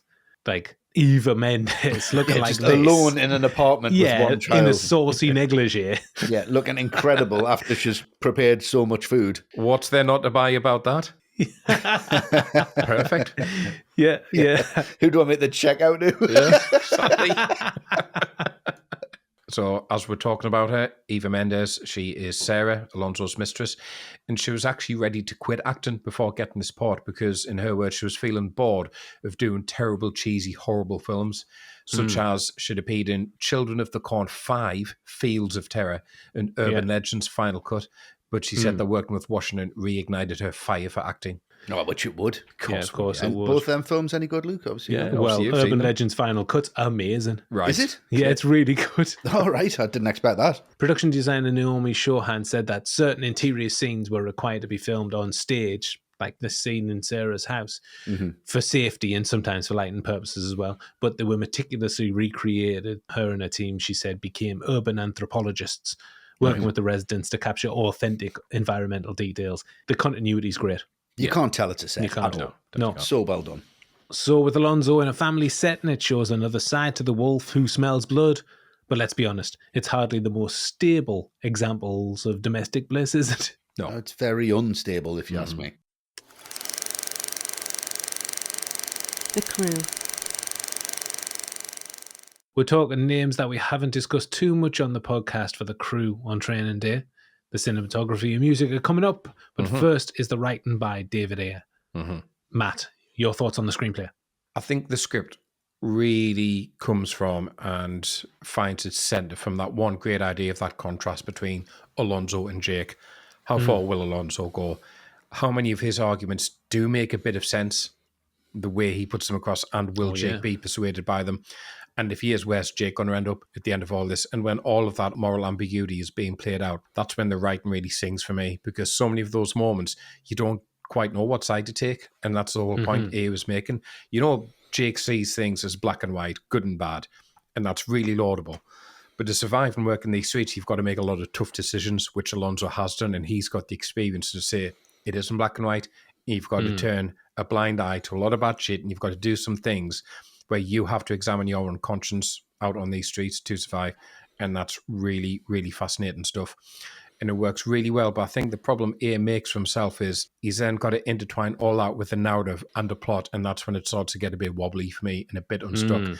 We all know it. We'll talk about it later, but Jake's survival and eventual victory over Alonzo hinges on a huge coincidence, and it's just not one to overlook because it's so big. And then I'll talk about the resolution between the two characters a bit more when we get there as well. And overall, I feel like Alonso's solution to his problem with the Russians, it feels very convoluted.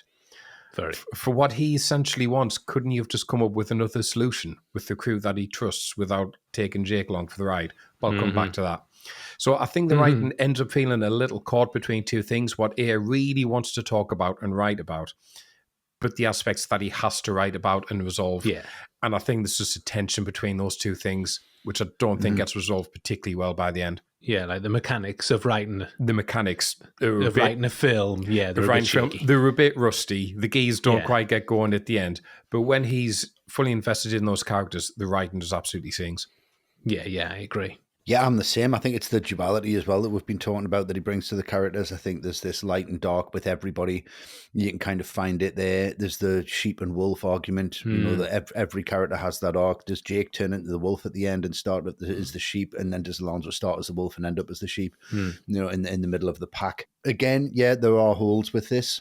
On the page, this might have come across as quite thin, especially for the characters. I think there's a lot of room here to say that this is what the character is, and then that's being embellished, especially by Denzel. I think he's brought a lot to this script that I think if this was just shot as a David Ayer film with, you know, Ryan Felipe in it and, you know, somebody else who isn't Denzel Washington, I think even the Samuel L. Jackson, Matt Damon connection, I don't think it would have been as powerful. Yeah, I think Matt's completely right. When it comes to the plot and plot points, they just seem very, you know, not contrived, but just very convenient. I think in places where it's kind of like a little bit of a get out clause. And if you haven't got these powerhouse performances, putting the mystery into them, I think the writing might have come across as quite thin on the page. Yeah. But I mean, it is beautifully written and it is great. And it's refreshing because it's not cliched really in the writing. There is things that happen. You think, oh, this is quite new. It's a fresh take on it. But it does slip into them cliches, but it's just them cliches are masked over by the great performances. They are, yeah. And I'm not going to say anything too dissimilar. I love the world that we've got in Training Day. Just like the direction, it's authentic as hell. It feels lived in. It feels real. I'll always love a same day narrative. Yeah, always so great. The foundations are there immediately for me.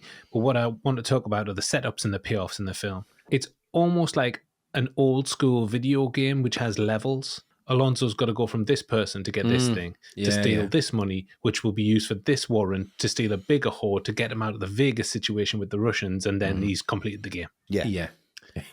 All the way along, Alonzo's avoiding police protocol and preventing Jake from doing his job because he cannot deviate from that plan. Jake takes those two hobos in, that derails the plan. Those college kids get the cuffs whacked on them. That derails the plan. Alonzo was likely tipped off by his informant that he would give those kids PCP and not the sweet Mary Jane that they likely paid for. Yeah. He already knows that Jake would do anything he asks, so once he gets that angel dust inside him, he's got him. And he can't move now if he squeals. Alonzo can just say, get a drug test on him. He doesn't know what he's talking about. Yeah. Who they're going to believe? His grip gets tighter with each outrageous situation that he puts him in. There's even those little details at the start where Alonzo tells him not to go to roll call. He knows he's only got one weapon. Mm-hmm. There's that scene after Roger gets blown away where Alonzo's on the phone, says make sure the bathtub's clean.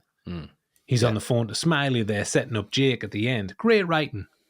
So I love all of those beats. But, and this is something that we've talked about and we'll return back to, it's all very convenient. Yeah, it is very convenient. Very nice that the Sandman was stashing 40,000, exactly the correct amount that he needed to get a warrant from the Three Wise Men. Yeah. Perfect. There are other questions like how did Jake know that Alonzo would be at Sarah's before making the drop with the Russians at the end? That's a stretch. You're going there on a whim and going into the jungle, going into that neighborhood on a whim. Yeah. And we'll get to the biggest convenience of them all later on. Yeah. But in worse films, this would bother me greatly. But this is so tightly constructed, so excitingly written and shot, bursting with dynamism and pizzazz. I can let these little contrivances go because we're on that journey. We're with these characters. Yeah. We want to see how this turns out. And Alonzo, for all the heinous activity, we love the guy. Oh, we totally do. We do. Yeah. So we'll let it slide. Exactly. David Ayer spent his formative years in LA's South Central neighborhood, so he was well versed in the ways of the streets. But there were streets he was desperate to break free from. He joined the Navy, and when he came back, he was an electrician. He was doing work on the house of screenwriter Wesley Strick, who wrote things like Arachnophobia, Cape Fear, Wolf.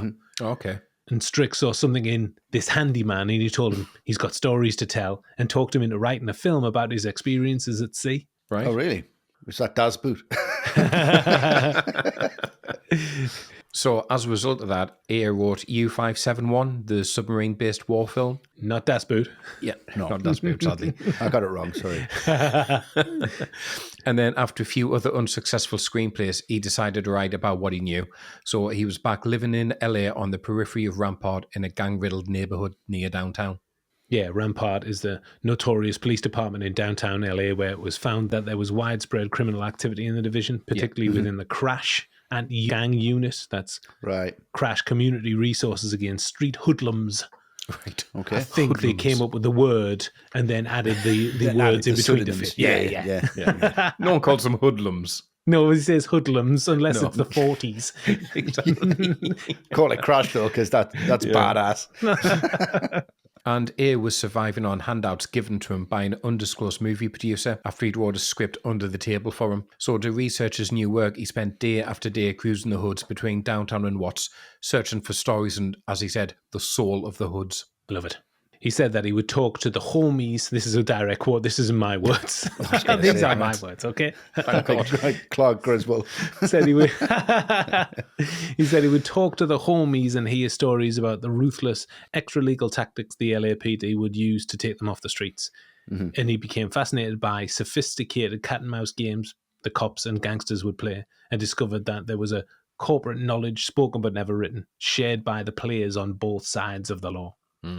And then based on this, he developed a story about a Rampart narcotics officer cruising the Pico Union neighborhood of LA in an old Monte Carlo car. Fantastic. Yeah, that's your premise. That's your start right there. Yeah, there it is. Yeah. The central question at the heart of the story was, can a cop chase monsters without becoming a monster?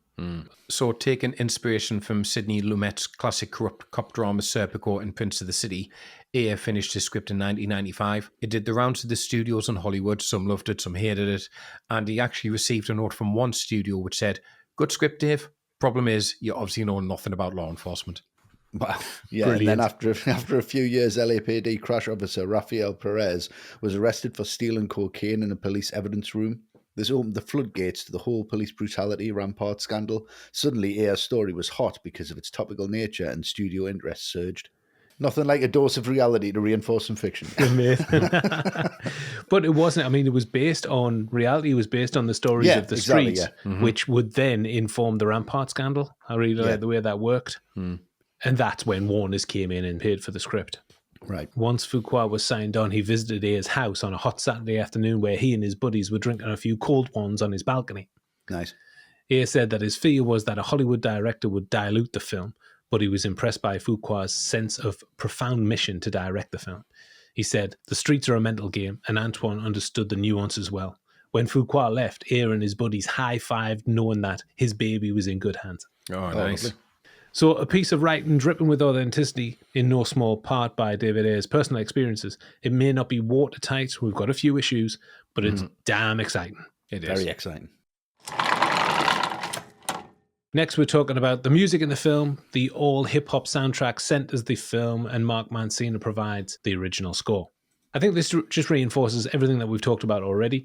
Authenticity, that word keeps on coming up a lot. It does, yeah. But it's the center to what makes the film work. Yeah, it's the grounded element of it. It is, isn't yeah. Yeah. And the music anchors that film. It anchors it in downtown LA. It represents the threat of the streets. It gives such an atmosphere to the film. The hip-hop songs pack so much menace, and they really make sense in this environment as well. A heightened feeling of sense. Yes. The soundtrack, the lives of the gang members, and Alonzo, who's the biggest gangster of them all. And as for Mancina's score, it doesn't really stick out as being larger than life. It can go quite easily under the radar. But it finds just a little space in the tapestry of the film, which is overshadowed by huge performances and bangers on the soundtrack. And it adds texture to those, it adds colour, and it adds vibrancy to all of the production elements. I think it enhances the street sounds, it elevates the tension, and provides context, whilst going almost completely unheard. Yeah. He's operating in very tight spaces, and he creates something great without ego. He understands the brief. He knows that he can't compete with those hip-hop. He can't compete with Dr. Dre. No, Definitely. No. He can't compete with the production design. He can't compete with the setting, with Denzel's performance. He can do what he does to just enhance everything, and I think he does that amazingly well. Yeah, I'm exactly the same. I feel like the score of this film is just on in the back seat of that car. I didn't realise when I was doing the research, I was thinking, really, a score? I thought it was just all pop songs. Well, not pop songs, do you mean? All right, Grandad. Bit of Backstreet Boys in there for you, Luke. Popular music is what I meant. Popular, yeah, the rhythm and blues tracks. Yeah, it just rumbles underneath somewhere. It does. You know, when Denzel says, or Alonzo says at the start of the film, you know, wind the window down, you need to hear the streets. Yeah. And we do hear the streets, but it's not like we'd thought it would be. I mean, no score would have worked in this film at all. No Hans Zimmer, no kind of sweeping Training Day comes, that sun coming up and it's it just wouldn't have happened. It just wouldn't have worked at all. You know, Alonzo didn't need a theme. And I think the lack of a score in this film and just reinforcing it with, you know, the soundtrack, the needle drops, the hip hop songs that come across in it are fantastic because they're not cliched. No. They're not what you'd expect to hear in a soundtrack, but then when you're watching it, it's what you would expect to hear in that situation, in that environment. It really works for the environment to reinforce it. It does. Like you said there, look, it anchors that realism and anchors that setting that it's in. It really reinforces it. It is more or less like production design. It's just wallpaper. Yeah, yeah. And it's just there to wake you up to that and just say, yes, I am in this space. So I think what Mancina does is he understands that. But what it does really well is it just sets a tone. There's nothing trebly about this film. There's nothing upbeat melodically. There's no kind of like higher form of strings or anything like that. It's just a rumble. It's just this constant foreboding. And I think he does that really, really well. Yeah, I mean, I have to be honest, when I was going through the script and saw the music section, my genuine first thing was, there's music in Training Day. Yeah, what music? What music? There's surely not. Yeah. I think you have to look really, really hard to find it, You do. as we've been saying. They've made the choice to prioritise it way down the list, and that's fine. But, you know, we've just come off the back of doing Last of the Mohicans on the last episode where you talk about that soundtrack for hours because it enriches the film. And this isn't this. It snatches the songs in the background. It gives a flavour of the streets, but kind of that's about it, really. The only one that really pops out is Still Dre when he first gets into the car. Because you need that. Because it's quite brilliant. Because it's quite comical when you see that car going, and so putting Still Dre over the top, that really emphasizes that. But apart from that, you've got to really kind of dig into it to pull out the music from this. Yeah, and even the start as well, when the kids have got the PCP and they pull them over, the first thing he does is turn that off. Yeah. And he turns the radio off and the soundtrack stops. Yeah. And it's just about Denzel's dialogue. Yeah. So I think it's just, that's a little taster of like, this is where we are. Yeah, that's how important it is. Yeah. And Mark Mancina took an unconventional approach to composing the music for the film. He said, I did something nobody was doing, an ambient score against a gritty picture. Instead of doing the predictable hip-hop sound, I did something multicultural to reflect Los Angeles. I think that comes across. Yeah. It does come across. You just really got to listen for You it. do, yeah. You've really got to listen for it. Yeah. Unlike Another Man Seeing a Score that we talked about maybe a couple of years ago when we covered Speed. Yeah. Oh, love Speed. right. Yeah, of course. Dun, dun, dun, dun, dun, dun. Oh, yeah. Massive. Yeah. So Mancina's music also works in direct contrast to the all-hip-hop soundtrack selection curated by music supervisor John Houlihan to reflect the authentic environment and the sounds of the street, as we've discussed. Artists include Cypress Hill, Gangstar, Dr. Dre, and Snoop Dogg, many of the songs being recorded specifically for the film. Yeah, I think it goes to what you were saying, Westy. It's not predictable, but it is predictable that these characters would listen to this music, and I think that comes from the fact that a lot of the songs were recorded at the time. It's not they're not relying on like Public Enemy, or Run DMC or something like that. Yeah. Yes. Or NWA. Exactly. The songs don't really have a history at that time. Yeah, exactly. Yeah, and I think that's what makes it fresh and immediate. Very of the time, yeah. And on that, we have our second Patreon question. This one comes from Uriah Young. Hi, Uriah. Hello, Uriah. Hello, Uriah. Uriah says, hip-hop artists have been switching over to acting roles for quite some time now. Snoop and Dr. Dre did okay with their parts in Training Day, respectively. Who do you guys think is the best hip-hop artist turned actor? Uriah said, I personally like Mos Def, who did a great job in movies, Something the Lord Made, The Italian Job, and 16 Blocks. I like 16 Blocks. 16 Blocks is good, Yes. Yeah, It is good, yeah. He says, but what do you guys think? Matt, what do you think? Well, firstly, I think Mos Def is a great shout, and I would say The Woodsman, which is a Kevin Bacon film. Good film. It is good, and it's a very serious film as well, and Mos Def absolutely rises to it. Yeah, Very brilliant. dark. It's Very really dark, dark, very so dark. brace Yeah, yourself, but yeah. it's well worth checking out. He's great. It's in well that. worth checking out, yeah. Yeah. If I had to pick someone else, like Ice Cube, I think he's really good in Three Kings, He's Yes. great. and he's so funny in the Jump Street movies. He's Especially in the amazing. second one when he finds out Jonah Hill slept with his daughter. Yeah. That is hilarious, that bit. That's great. Priceless. Yeah. Yeah, great Yeah, stuff. so I'll say Ice Cube. I think he has done some genuinely great work over the years. Boys in the Hood as well, Ice Cube, isn't Oh, of he? course, So, yeah. That's right. I mean, yeah. that was his breakout. He's Yeah. phenomenal in that film. He is. Absolutely makes it. You talk about authenticity. I think Yeah. without Ice Cube in Boys in the Hood, it wouldn't have that authenticity. Yeah, I agree. Yeah, he makes it. He's amazing. I think I've always had a soft spot for Snoop. We talked about him. He's great Yeah, in yeah. Starsky He and is great. Hutch. He is. Yes, yeah. I think he's just overflowing with charisma, and his natural rhythm translates to his physicality on screen. Dre, he's a bit stiff in this film, to be honest. Yeah, His line he is. delivery is wanting. Yeah. Yes. I think we've got some contenders here. I think Donald Glover needs a special mention for his TV show Atlanta. Oh, great shout. Yeah, of course. Yeah, he's fantastic. Yeah. Ice-T in New Jack City and Ricochet with Denzel as well. But I'm going to go with LL Cool J. Ladies love Cool James. Nice. Yeah. An outrageous moniker to give yourself. It is, yeah. Yeah. Are you going for Deep Blue Sea? But when you look at his performance in The Hard Way, Oh, okay. Right. Yeah. that's another incredible New York film. Personal favourite of mine. Great film. And although LL is a supporting character, he's really memorable. He's got some very funny lines. Yeah. But Westy, I do like him in Deep Blue Sea. Yeah, I liked I him do in as Any well. Given Yeah. Sunday as well. Great on any given Sunday. What about you, Westy? We've mentioned him before as well, but I do think Eminem is fantastic in 8 Mile. Oh, he's incredible. Another one I really liked as well, which is kind of flown underneath. I loved Common in John Wick Chapter 2. Okay. Of yeah. course, I thought he yeah. was Not bad. really, really good in Yeah, that. great. Yeah, definitely them two for me. Yeah, brilliant. Well, thank you for the great question, Uriah. Thanks, Yes, Uriah. thanks, mate. And that brings our conversation on the music to close. A unique blend of score and the sounds of the street bringing the Training Day world to vibrant life.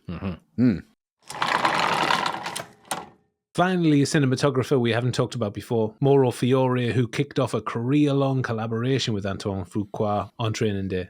Westy, over to you. Cinematography. What I really love about the cinematography is that it's just so silky. It's so smooth. It's just really pulls you into the story. Oh, yeah. It's got a real flow to it, much like the direction's got a flow to it. I think he knows the shots that he needs to set up, but the frames that he's holding and the use of depth of field especially doesn't overuse that, doesn't really push that to focus just on Alonzo a lot of the time, but the close-ups that he gets are absolutely fantastic. Now, this film for me screams handheld camera. It just screams running down you, especially when the girl's getting attacked, right? He's running down the alley, handheld camera, and it's going to have a real documentary feel to it. It doesn't. It has a real cinematic feel to it. It has a very wide feel to it. It has a very considered and really polished feel to the cinematography, which again shouldn't work. because that shouldn't necessarily reinforce authenticity, because people go, the opening of Omaha Beach on D-Day needs to be handheld, and the authenticity of what it was really like to be there. And everybody puts that kind of dangerous, dark, fast-paced, really unprepared location, and you don't know where you are. Well, that must be handheld. He just doesn't do that. No. He really just keeps everything smooth, everything's considered, everything's focused, which again adds this extra depth to the mystery of the film, which really, really works. The lighting's not over the top. You don't think it's lit, but he does it so well that you can move between streets and then into sets and you don't question anything. Some of the best cinematographers you do not see. Do not have a style, and you can't see it. You can't necessarily see when the camera moves here. It just moves and you move with it. And just them stylistic choices. I imagine it's just a handshake between him and Fuqua, to be honest. We're going to put one up here and it's going to be a real kind of surveillance style shot, but it's still beautifully shot, beautifully lit. Like we say, that diner's in so many films, but this is one of the most recognizable. It is, yeah. The cinematography of this film is just Alonzo's character. Yeah. It's quite dark, it's quite silky, it's very considered, and it's very mysterious. Like it's really, really beautiful work because you just don't see it. Yeah, I agree. Yeah, I mean, I think the film in general does feel like a team effort from everyone. Even that huge Denzel performance, it's the size that the film needs. And I think everyone is contributing towards the film, but at the same time, they're not making themselves the stars of the show because it's not about them. And I think that's true of the cinematography here, because is this going to be in anybody's list of the top 10 greatest looking films of all time? I'd be surprised if it was. It doesn't do for the crime genre what The Godfather did, for example, but that's fine, because what it does, it just works, and it works really well. I think when the film needs to be big and cinematic, you get those panoramic shots of the city or the motorways, which look fantastic. When it needs to be more intimate and you're up close and personal with that conflict between Jake and Alonzo, it does that really well. As we've all been saying, the use of close-ups in this is excellent, and the way it holds them as well. When it needs to be more jagged for an action scene, it does that really well. And then if you need something really striking, it just does it every so often, which makes it stand out more, like that single band of light across Alonzo's eyes when Jake's pulled the rifle on him and he's closed the blinds. Very stylish, but not overdone, and you don't have one of those moments like every 5 minutes where it becomes distracting. It stands out, isn't it? Yeah, exactly. It stands out because it's sparing. So like I say, it's one of those where I can't see it being called as one of the best of its kind, but it does the job it needs to do, and it does it really, really well. Yeah, solid professional job. Yeah. I think same as the music, it just goes hand in hand with everything that production is trying to achieve. Like you said, Matt, team effort. Everything pulling in the same direction to bring it to the screen. What's most impressive are the car scenes for me. For a fast-paced, tense thriller, you wouldn't expect about a quarter of the runtime to be spent in a car. And once you've seen this, you wouldn't be able to guess it's that long either, would you? I wouldn't have said that, no. And a lot of that, I think, is down to Fiore. He creates this claustrophobic space inside where Alonzo is able to just smother Jake and make him do anything he wants. There's no hiding place, no room to maneuver.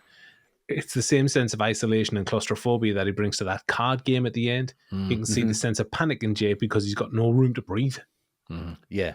But then the shots of the car on the roof, on the front bumper, they are just super cool. Reflecting the character of Alonzo, entrenching you in this world and in this city, the swagger of the streets, and just how PIMP that Monte Carlo really is. Yeah. It really brings that to life as a character. And this was the first of multiple collaborations between Fuqua and Mauro Fiore, who avoided shadowy cinematography. Instead, he shot the majority of the film in broad, desaturated daylight, and this was to add authenticity. And this approach reinforced the harsh reality of police corruption, rather than romanticizing it with stylized shadows. Great, everything out in the open for everyone to see. And he also used, anyone guess the lenses? No, it's fine, I'll tell you. He used Hawke C-Series anamorphics, which featured a 2x anamorphic squeeze and medium contrast. So they were chosen for their slightly forgiving optical design, which produced sharp but natural imagery. So they rendered beautiful skin tones, fire-resistant flares, with anamorphic elements positioned in the lens center for smoother point flares. So what that means is it doesn't kind of accentuate the lighting as it comes in. It keeps everything very natural and very basic, very toned. Anamorphic lenses usually really, really flare out. But these ones don't. Yeah. He put the camera on the hood of the car. Like I said, he captured the city reflections in water droplets on the windshield as well.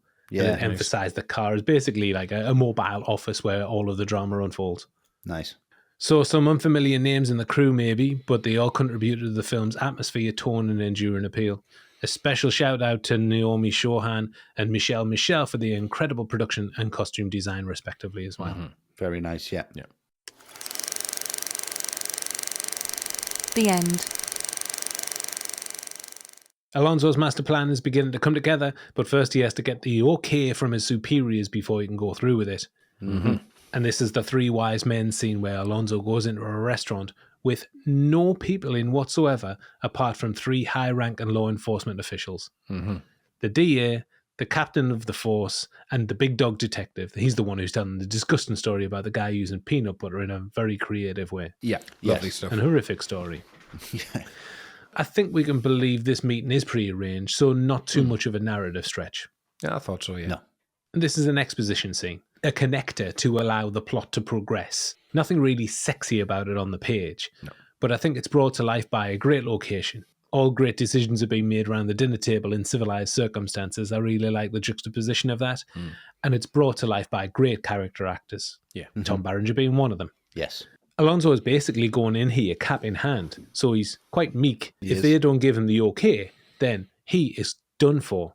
But yet he's going in with all the ego and aggression. He's not letting any of that go. It's amazing. Yeah. We're given a bit more information about what went down in Vegas, and Alonzo needs to make amends. But what I really like that, even though it's an exposition scene, you're not spoon-fed all of the information. I think you need at least one rewatch to understand that this is a payoff for a warrant for Roger's place. Alonzo says, who's driving? That's not clear what that means. No. It means who am I paying the 40 grand to for the warrant? But this links the scene with the Sandman's wife to going back to Rogers. Very good writing and memorable performances for a scene that could have been easily snipped out. Yeah. Well, Studio XX actually did want to cut this scene because they felt it slowed the film down, but Fuqua argued that it was pivotal because it established that at least some of Alonzo's illegal crimes are being sanctioned by his superiors. Yeah, it makes sense. He also insisted that it provided a bit of breathing room in the film and highlighted that corruption was institutional within the LAPD and not down to one dirty cop. That came out with the Rampart scandal as well, that it was rife throughout the entire force as opposed to just one rogue cop. Yeah, exactly. And then from this, we get the culmination of the Rogers storyline. And this scene has so much tension to it because we've seen Alonzo just pushing Jake throughout, do this, do this, do this. It's always been really compelling, like we buy the argument. But then you get the one where it really crosses the line where he tells Jake to shoot Roger. And it's played so brilliantly between the three of them because Jake thinks he's clearly not serious. But Alonzo just doesn't back down and he's grinning throughout. And Roger thinks it's hilarious. So from Jake's perspective, well, this must be a joke. They obviously do this all the time to the new guy. And then, as we said, that visual of the blind being closed and just the band of light across Alonzo's eyes. And you see, like, not even metaphorically, he's physically refusing to blink here. Like, he just won't do it. He's that absolute stare boring into Jake's soul. So Jake pretending like it's a kid's game and he can laugh it off. But then Alonzo doesn't laugh and repeats it. So you're with Jake at this point. You think, you don't know what the hell is going on. And it's tension and it's tension. And then it breaks when Alonzo does laugh and Roger joins in and he goes, rookies. And then bam, that close-up of Alonzo's, he just turns and then it's a belly full of lead for Roger. So it's an incredibly shocking moment. The tension is brilliantly played out, but it is one of those moments that it's only until a few viewings later that you sort of question the logic of this, because this is where Alonzo starts to spill about this was the plan all along. You know, he's been planning this all week. But the thing is, Roger's a bad hombre. He will have many, many enemies, surely, and there must be a neater and quieter way to get him out of the picture here that doesn't involve dragging someone new into the team and hoping you'll get exactly what you want out of them. Yeah. Like I said about the writing, it does get overly convoluted in justifying Jake being there for the whole time. And I think this is the one where you go, hang on a minute. This is ludicrously over the top by Alonzo to do this one simple thing. Yeah. But, you know, the tension of the moment really sells it. Falls by the wayside a little bit because if one thing goes wrong, then the whole plan is out of whack. Yeah. Yes. Yeah. But he makes a convincing case, doesn't he, Westy? He does make a convincing case because you think that this is him completely unhinged and him completely going against what is morally correct. But he then reaffirms it and makes it morally correct. And I don't quite know how he wrestles with this and does it so well. Yeah. It's a really genuine moment. I've mentioned this earlier on, and it feels quite out of place for his character. It's kind of licking his wounds almost at this point, tails between his legs. Like, I thought Jake would be in a different position than he is now. I thought he'd be up for this and taking the money. I thought I would have got more of his trust by now. Shit, I need to go back and I need to get him with this dad love almost. You know, there's a real soft talk here to get his trust back. And the way he spins it, he calls him son. He says, this is the game. This shit's chess, it ain't checkers. You've got to go places. Love that line. And it's great line. Love but it's just the way he spits it out as if, why don't you realize this yet? Just this justification of it. And then he talks about Roger and he's like, he says he's your friend. He's not my friend. He's a high roller. He's one of the worst people. And he just needs to justify his actions constantly. Then he starts talking about himself and how Jake could actually be him, could look up to him, could aspire to be as good as he is. And he says, I walk on a higher path. I walk on a higher plane, son. And he says it again. You know, you want my job, you've got it. You can be where I am if you just believe what I want. And now he's offering him everything he wants. You know, Jake, right at the start of the film, right at the top, we never mentioned this, but he says you should see them guys' houses. Yeah. So it's all about financial security, really. It is. But he's not taking the bait. And this is where Alonzo's just pushing him slightly more and just changing it a little bit. But again, there's a massive giveaway here. And he says, if you want to change it, you've got to change it from the inside. If you want to be taken seriously, you need to be dirty. Is that not what he's doing? They're meeting with these three wise men. Is he not trying to frame them doing this? Possibly. No. Is that not what he's saying here? Is this why he's so genuine? Is this actually the character of Alonzo that was seen throughout the whole film? I think this is genuinely him sitting in the car going, look, I've had to do all this because this is fucked. And you're in the middle of this and you can really help us take care of this, but I'm done now and I've got to get out of here and I need this money to do it. You've seen everything. I've showed you everything. Take that and run with it because you're a good cop and I trust you. But you can get that from this scene, or you can get, he's full of shit and he just wants him on his side. It's so well played. It is. So well played out. It is really well constructed. Yeah, if you look at it from that point of view and really watch the film, this is so out of place for Alonzo. But is it? It's so good. I'm so confused. So Alonzo has made a convincing case for Jake and has once again got him back on side. But this time there are bound to be even more dramatic consequences. A crescendo of a third act with 3 huge scenes, starting with a visit to a different kind of neighborhood. So here, Alonzo drags Jake to this place where he's doing a favor for an old friend, dropping off a blender and a CD player. Nice combo. Yeah. Some favor. And to establish how volatile the situation is, Fuqua doubles down on what he's done in the past. He stuffs the situation with loads of surly guys bearing down on Jake. No dialogue, just staring at him with absolute menace. I mean, a little bit heavy-handed, but at least we get the picture.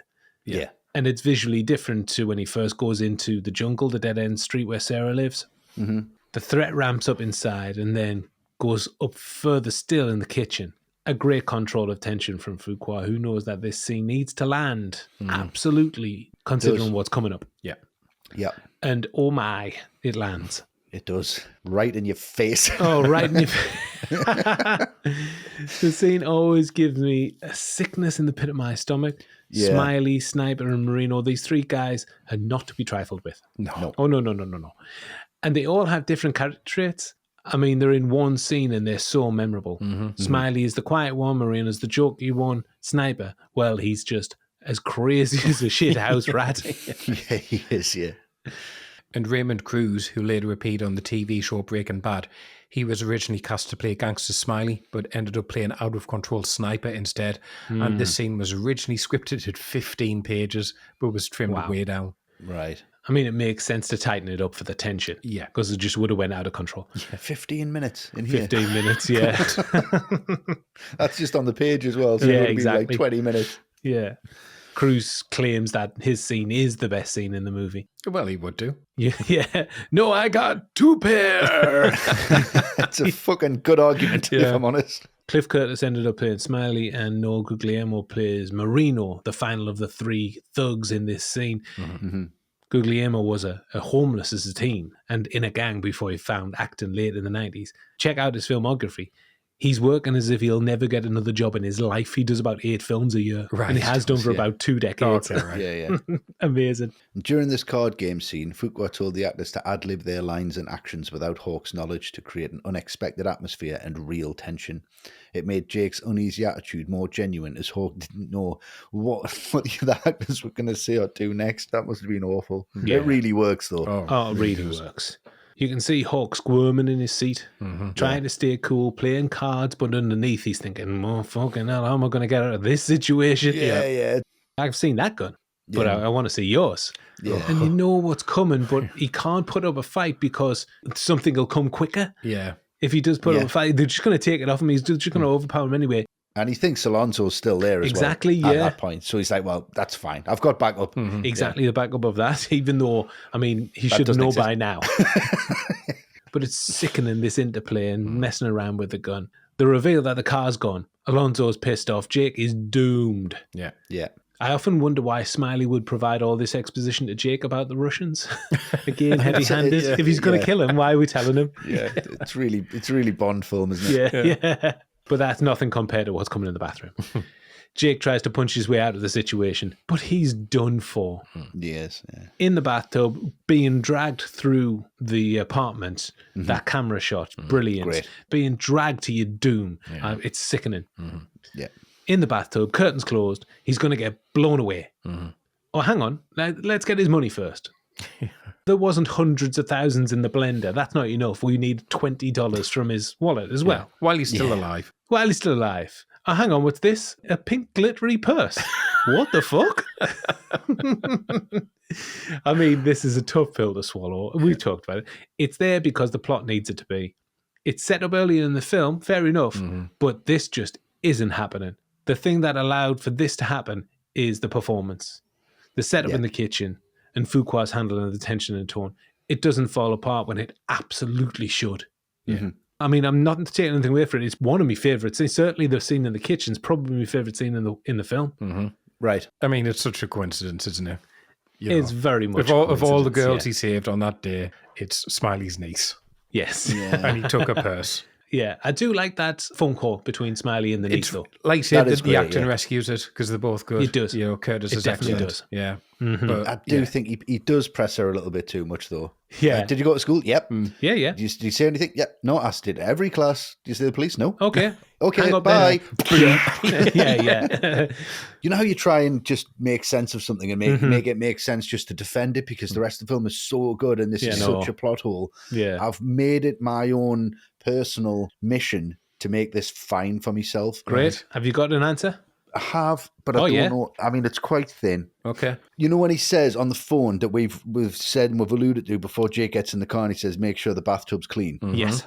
Make sure that you take everything off him before he's dead. Make sure he's clean as a body. So you take all the identification off him and get rid of it.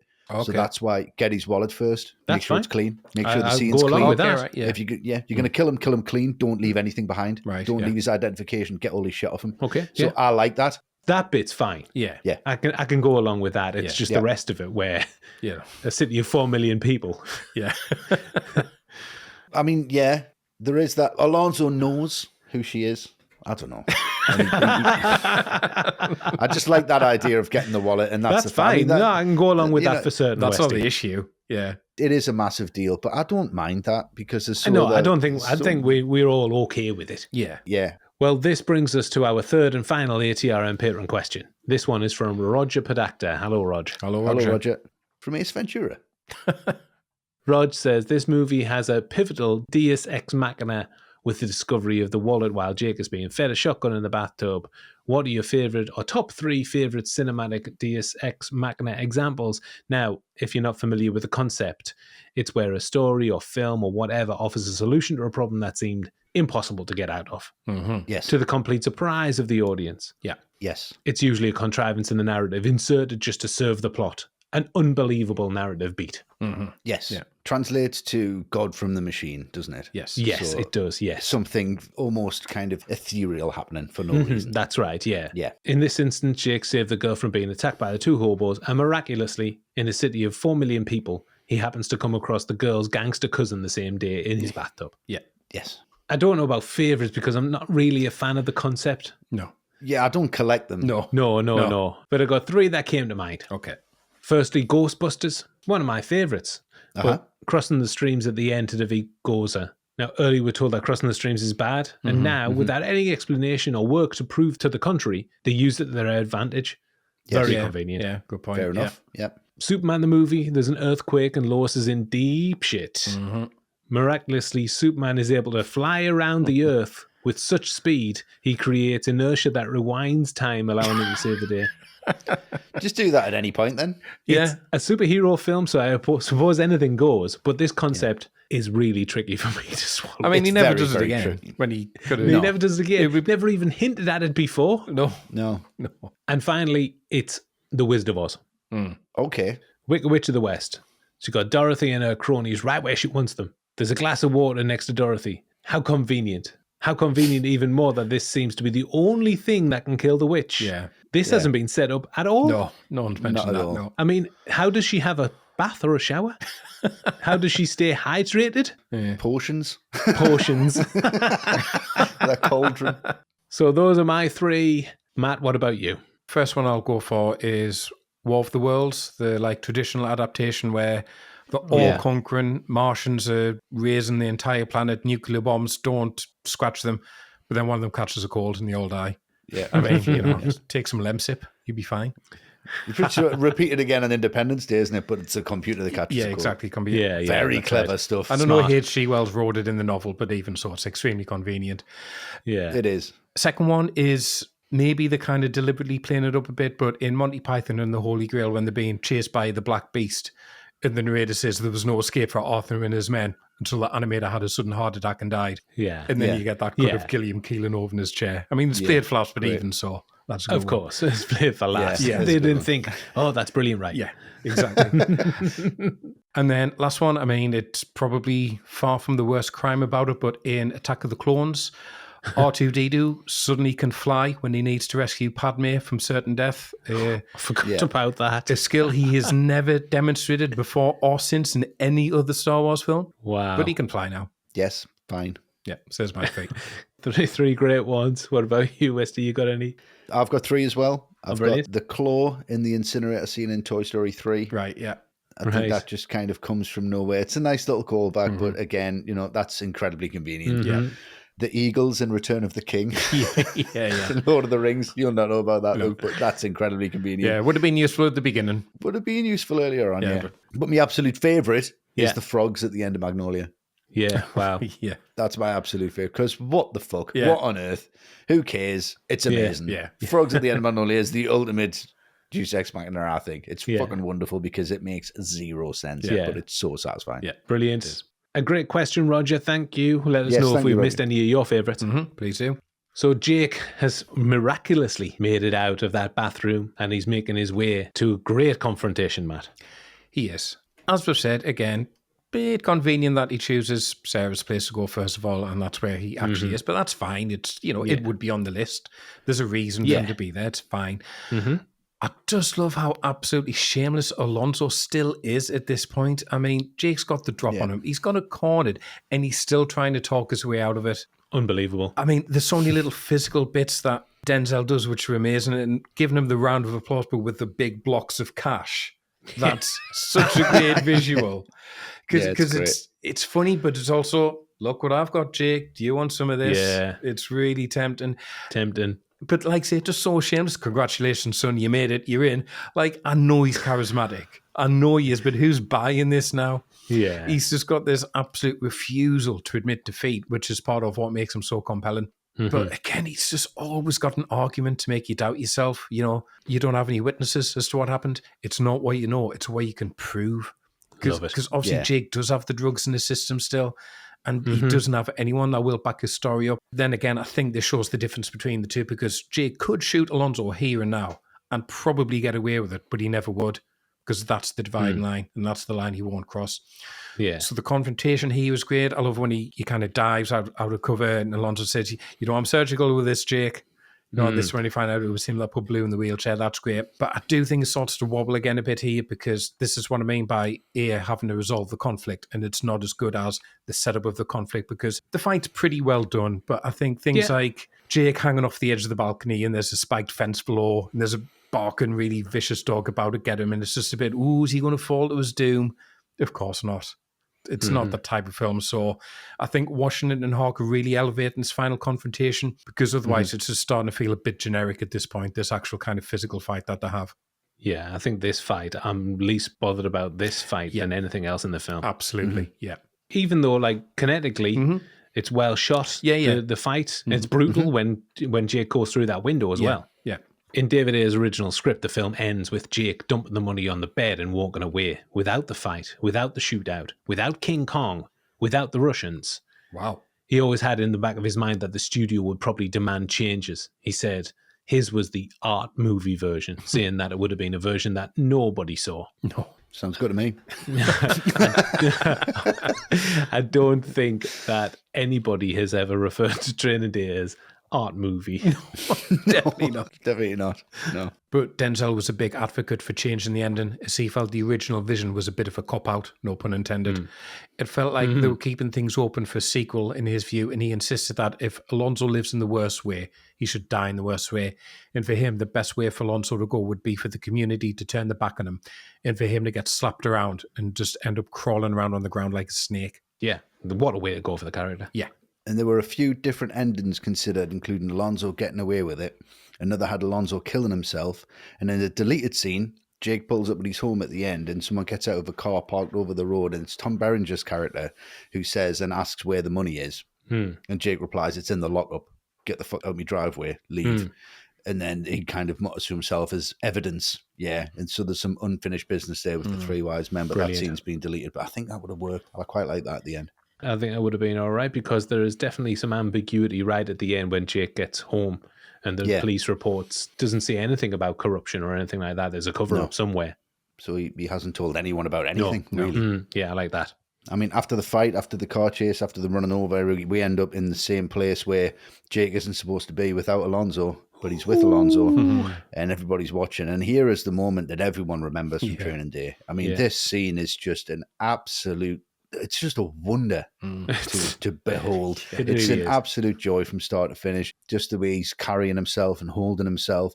And to me, this absolutely screams that he's been found out. It screams that he's got no other way to go. If you wanted to follow that particular line, it also screams that he's been undercover this whole time and he's got no way out. He's got to keep this persona up. He's got to keep this act up in front of everybody. He can't drop it now.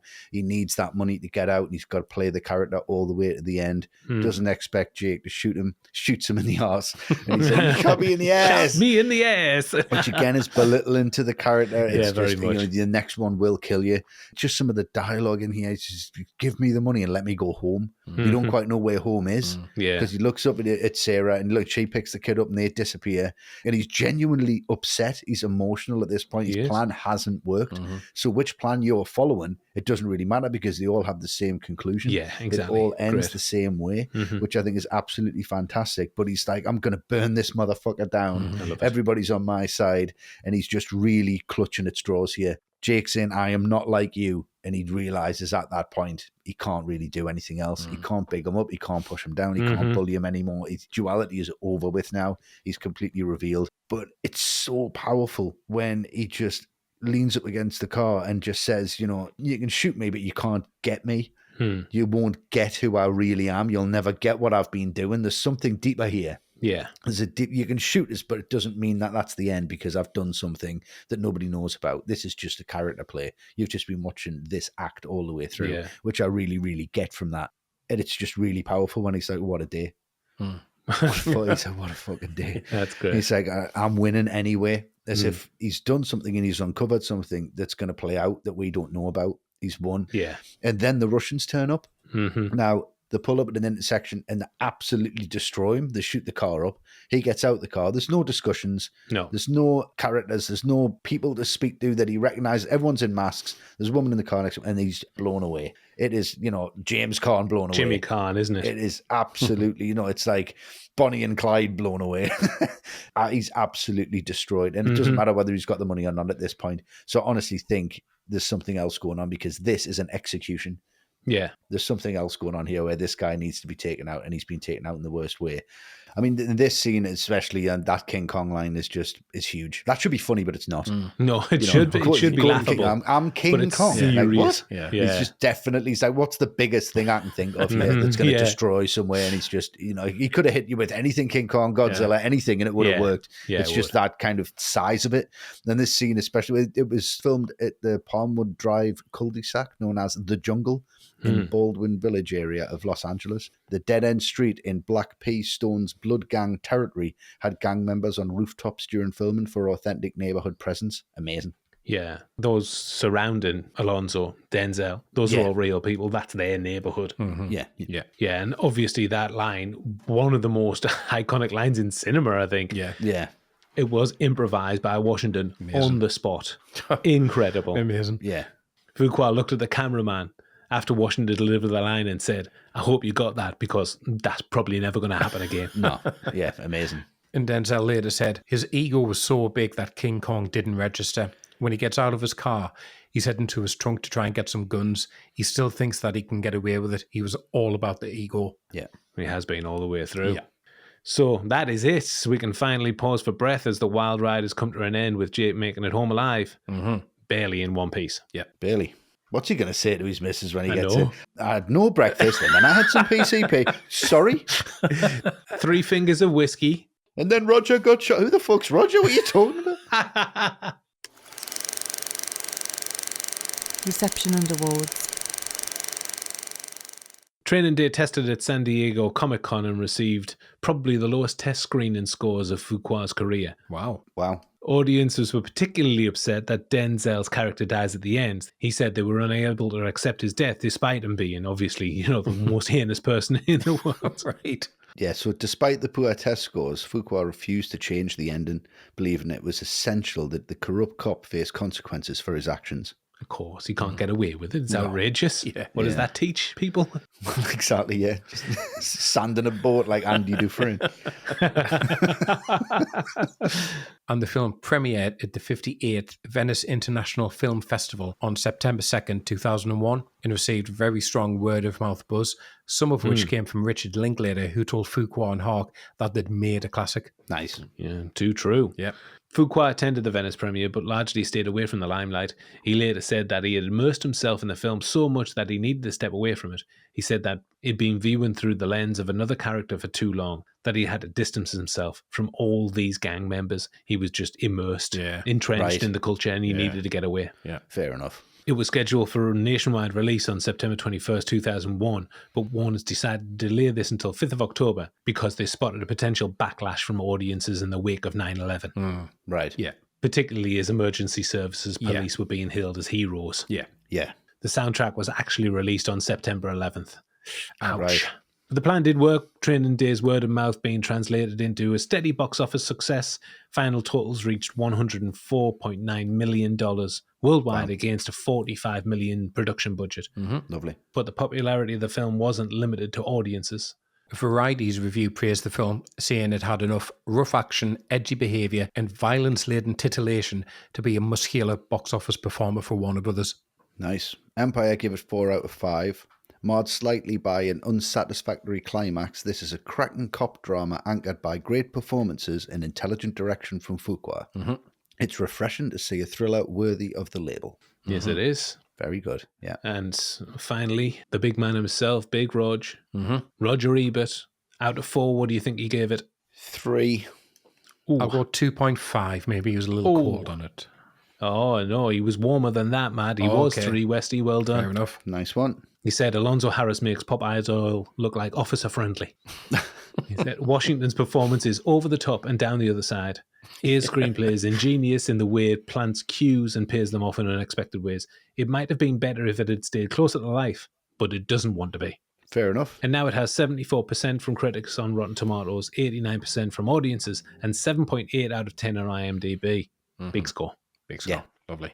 The buzz followed into awards season. The film didn't pick up a raft of nominations across the board. They were mostly for Best Actor for Denzel only. The big Best Actor winner that year at the BAFTAs and the Golden Globes, other award ceremonies as well, was Russell Crowe for A Beautiful Mind.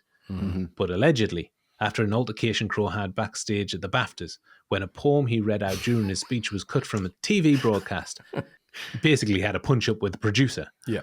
Attention switched to Denzel for the Oscars, where he did end up getting that coveted Best Actor award. This was a historic moment as he became only the second black actor to win Best Actor after Sidney Poitier, who won for Lilies of the Field from 1963. Yeah.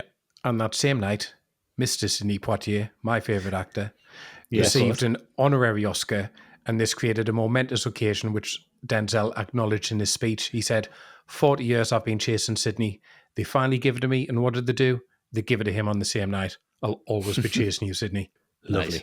Wonderful That's moment. wonderful. Yeah. And during film, one of the driving sequences for the film, Fuqua leaned in and told Ethan Hawke, "You get this right, and you're going to get nominated for an Oscar." I mean, that's motivation, isn't it? Yeah. Isn't it? When it was at the very first scene, as he met him. Make sure you get this right. So never a truer word said, as Hawke was also nominated at the Oscars for Best Supporting Actor, although he lost out to Jim Broadbent for Iris. After the winner was announced, Washington leaned over to Hawke and said, "It's better that you didn't win. Losing was better. You don't want an award to improve your status. You want to improve the award status." Nice. Lovely. But I bet he didn't say that when he won about 20 minutes later. This is actually pretty good, Ethan. Do you have one of these? Hawke wasn't too bothered about the loss, though. He later reflected, having been sat next to Washington and nominated against Ian McKellen, I'd already won. Yeah. Nice.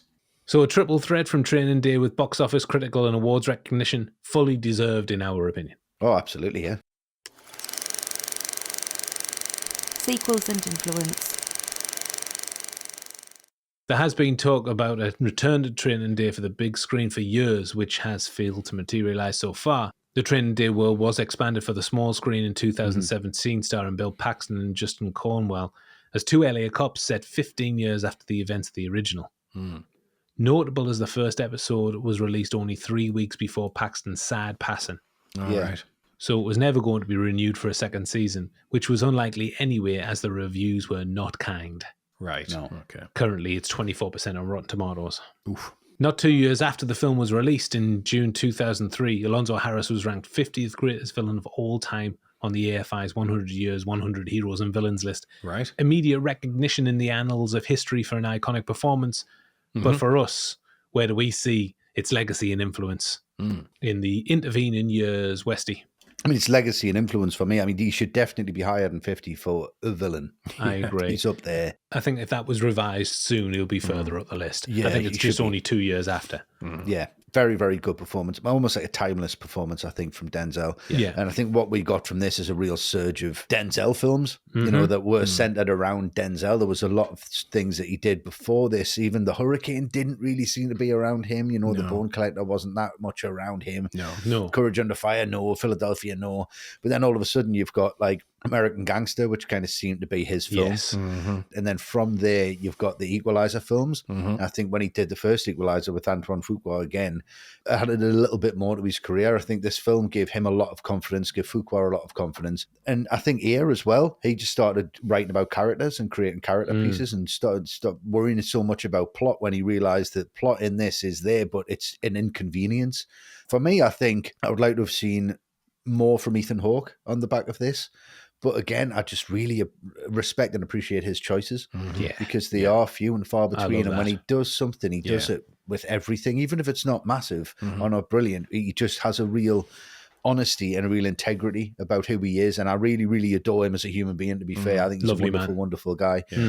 People have tried to imitate this, even like Two Guns with Denzel in it. It's just nothing really touches it. Nothing really has this kind of level of intertwining mystery, because I think this film itself is just an incredible melting pot of all of these themes, but also all of this talent and all of this need to make something that was authentic. We are getting more authentic films, and we definitely have since this one.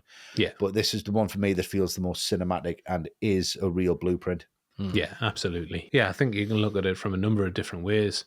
I think first up, the film gave Fuqua a springboard as a director. I don't think he gets a career without it. Certainly Not not at the all. career he's had. No. And gave us further collabs with Denzel. You've got a number of similarly themed films that came in its wake. Brooklyn's Finest, a Fuqua film, 999, Rampart, which was based on true events about the police crimes that this film was inspired by before they were even exposed. Yeah. I just don't think that's getting made without this film. End of Watch, which is a David Ayer written and directed End of Watch, film, which is definitely. It's a sequel to this. It's very, very spiritually connected, isn't it? Yeah. Would Peter Jackson have revisited King Kong in 2005 without this film? That's maybe a stretch. Probably wouldn't. That's a good point, that. Yeah.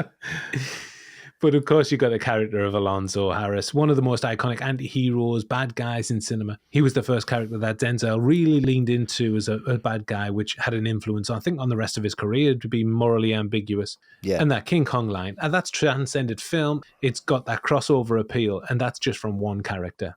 Mm-hmm. So I think there's a lot to discuss in terms of influence and legacy, but the biggest revolves around that enormous Denzel performance. Yeah, it does. Yeah, very similar. It's peak Denzel here. It's possibly the one performance, maybe Malcolm X, I'd put in there as well, that all those other performances will be judged against because it's so central, it's so good. And I think it's just very hard to make any kind of corrupt cop film after this without people going, is it as good as Training Day, though? Because if it's not, what's the point? But in terms of influence, though, I'm going to say TV, and it's difficult to say influence because it started the same year this film came out. But there was a show called The Shield, which was also based on the Rampart scandal. It was about a corrupt police unit in LA. Absolutely fantastic. If you've not seen it, it's definitely well worth watching. Great. Stars Michael Chiklis. He's the main character, and he is unbelievable in it. Very, very Alonzo-like. So, yeah, I think The Shield goes hand in hand with this. Brilliant. So incredibly popular on release and still now, decades later, King Kong really ain't got shit on Training Day. No. Really hasn't. All the right movies ranking. We finally made it home. A little bruised and battered, a little worse for wear and tear. Yes. And now it's time to provide our summary and score for Training Day. You're up first, Westy. I mean, I know we've talked at length about this, and it is such a rewarding film, and you get a lot from it. And the more you watch it, the more you think about it, the more rewarding it actually is, because there is so much to it. I mean, just the Denzel Washington performance alone is worth watching it 3 or 4 times. Then you've got everything else on top. Ethan Hawke's absolutely fantastic. Probably one of his greatest performances, to be honest, but you just can't see it because of the shadow of Denzel Washington over the top of it. Support and cast is absolutely fantastic. The level of authenticity is absolutely fantastic. Fuqua's direction is just so beautifully measured. We've talked about the cinematography. The sound design is unbelievable. The edit works really, really well hand in hand with that. It's a perfectly constructed, really well-made film, and it's endlessly entertaining, and it's 90% bullshit, and that's the whole point. I think it really hits home for me. It's a great film. It's one I've enjoyed coming back to over and over, and not one I would have watched as much if we weren't doing a podcast on it a couple of times, to be honest. And I'm so pleased that I've checked it out 2, 3, 4, 5 times, because it's just more and more rewarding every time. And if there's people listening to this who love Training Day, then you'll know what I'm talking about. If there's people listening to this seeing it once or twice, then watch it again and again, and it will become a much better film. Having said that, there is bits that we've mentioned that it's a little bit far-fetched. It's a bit of a push for that one to kind of, but it's just so good that you can't ignore it. But again, that's not an excuse for what it is. It could have been a little bit better written in places. It could have been a little bit more solid and a little bit more structured. It's a great film, but it isn't perfect, so it's a 9 out of 10 for me. Fantastic. Still a damn good score. What about you, Matt? Yeah, it's a great film. Always thoroughly enjoy coming back to this, and it's one I'd recommend to people if they haven't seen it, like without any real reservations, because I think it's just that type of film. I think everyone will get something out of it. It's a real flavour of the streets, which I think is down to how Fuqua directed it. Ethan Hawke, so underrated in this, and you do just run out of superlatives for that Denzel Washington performance. Mesmeric, charming, terrifying, hilarious. He's everything. And the film is absolutely at its best when it's just those two kind of dancing along that line of ambiguity about what's right and what's wrong in this world. Yeah. But it is a film of 3/3. The first 2/3 are so good, and if it maintained that quality, I think we'd be looking at an all-timer of a film here. But that last third, as Westy says, we've discussed it, hinges on a massive coincidence. There's other plot holes along the way, and I think kind of once it gets to that final confrontation, it just starts to feel a bit generic and a bit, I have seen this before, these bits. And then how much of the film is really carried by that Denzel performance? You know, even if they got someone who gave even just 70% of the performance he gave, I think that would lower the overall quality quite a bit. So it's not an absolute out-and-out classic of the genre for me, but it is comfortably on that second rung. So it's an 8.5 for me. 8.5. Yeah, nice. Well, I just get excited by this film. No matter how many times I see that diner scene. I have my mouth open in anticipation at the next hurtful comment that Alonzo spits out. Yeah, I know what you mean, yeah. I watched Denzel in this, roaring around LA with an ego as big as the city. I'd watch it all day long. And not to mention the selflessness of Ethan Hawke's performance as well. Yeah. And now it's a film I'll return to again and again, and I would recommend it to anyone because it entertains me. Yeah. Very good. But you do have to suspend disbelief for large portions of the film. But I don't think that that's a conscious decision because you're on this 100-mile-an-hour roller coaster. You don't realize that the track's wobbling. You're just going along for the ride. Yeah. When you get to that card game at the end, you've been through the ringer so much that you're willing to give it a pass, despite the absolute liberties taken in the writing. You were already invested. You're already in, Yeah. Of course. I think that's a testament to the performances and the storytelling from Fuqua. A film doesn't have to be perfect to make an impact, to be an Oscar winner, to be rewatchable and quotable as hell, but it can't get 10 out of 10 for that reason. Yeah. So I'm stripping away a point, giving Training Day 9 out of 10. Okay. Nice. So those are our scores for the film, but our fourth and final scores come from our Patreon community. I will reveal their scores in a moment, but first some choice comments. Okay. Dermot C. said, not the best in the genre, not the best career performance from Denzel Washington or Ethan Hawke. Okay. Still watchable though. It's a solid 7 from me. Wow. Okay. From Matt T, he said, it's a 9 from me. A good portion of these votes are for the bravura performance by Denzel. It's not a 10. And if I could give it an 8.5, maybe I would, because I find repeat viewings of it make it lose its cool and impact. Then I remember Macy Gray's in it, and it's back to a 9. Yes. Nice. Fair enough. Very much. Doesn't take much. No, it doesn't. How about this, though? From Tim Bruce-Allaire. Tim said, 5. Okay. It's only that high so I don't get called out for a review bombing. Right. Hate the subject matter, the ridiculously convenient plot elements, especially the ending, and the feeling I've seen this all 100 times before. I changed my mind. It's a 3. Okay. Hitting us where it hurts there, Tim, but at least you're honest. Right. Yeah. There he is, honest. Yeah. He's not a review woman. No, At no. least he's being honest. And finally, from Dan Roberts, superb film. Perfect mix of dark humour and tension. Great acting performances all round. 10 out of 10. Okay. A palate cleanser from Dan there. Okay. Nice limoncello from Dan. Yeah. Lovely.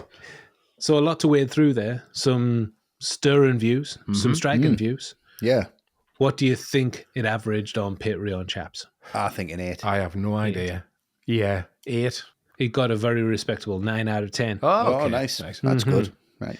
which means that Training Day's overall score is 35.5. Solid. Yeah, solid. Yeah. Solid.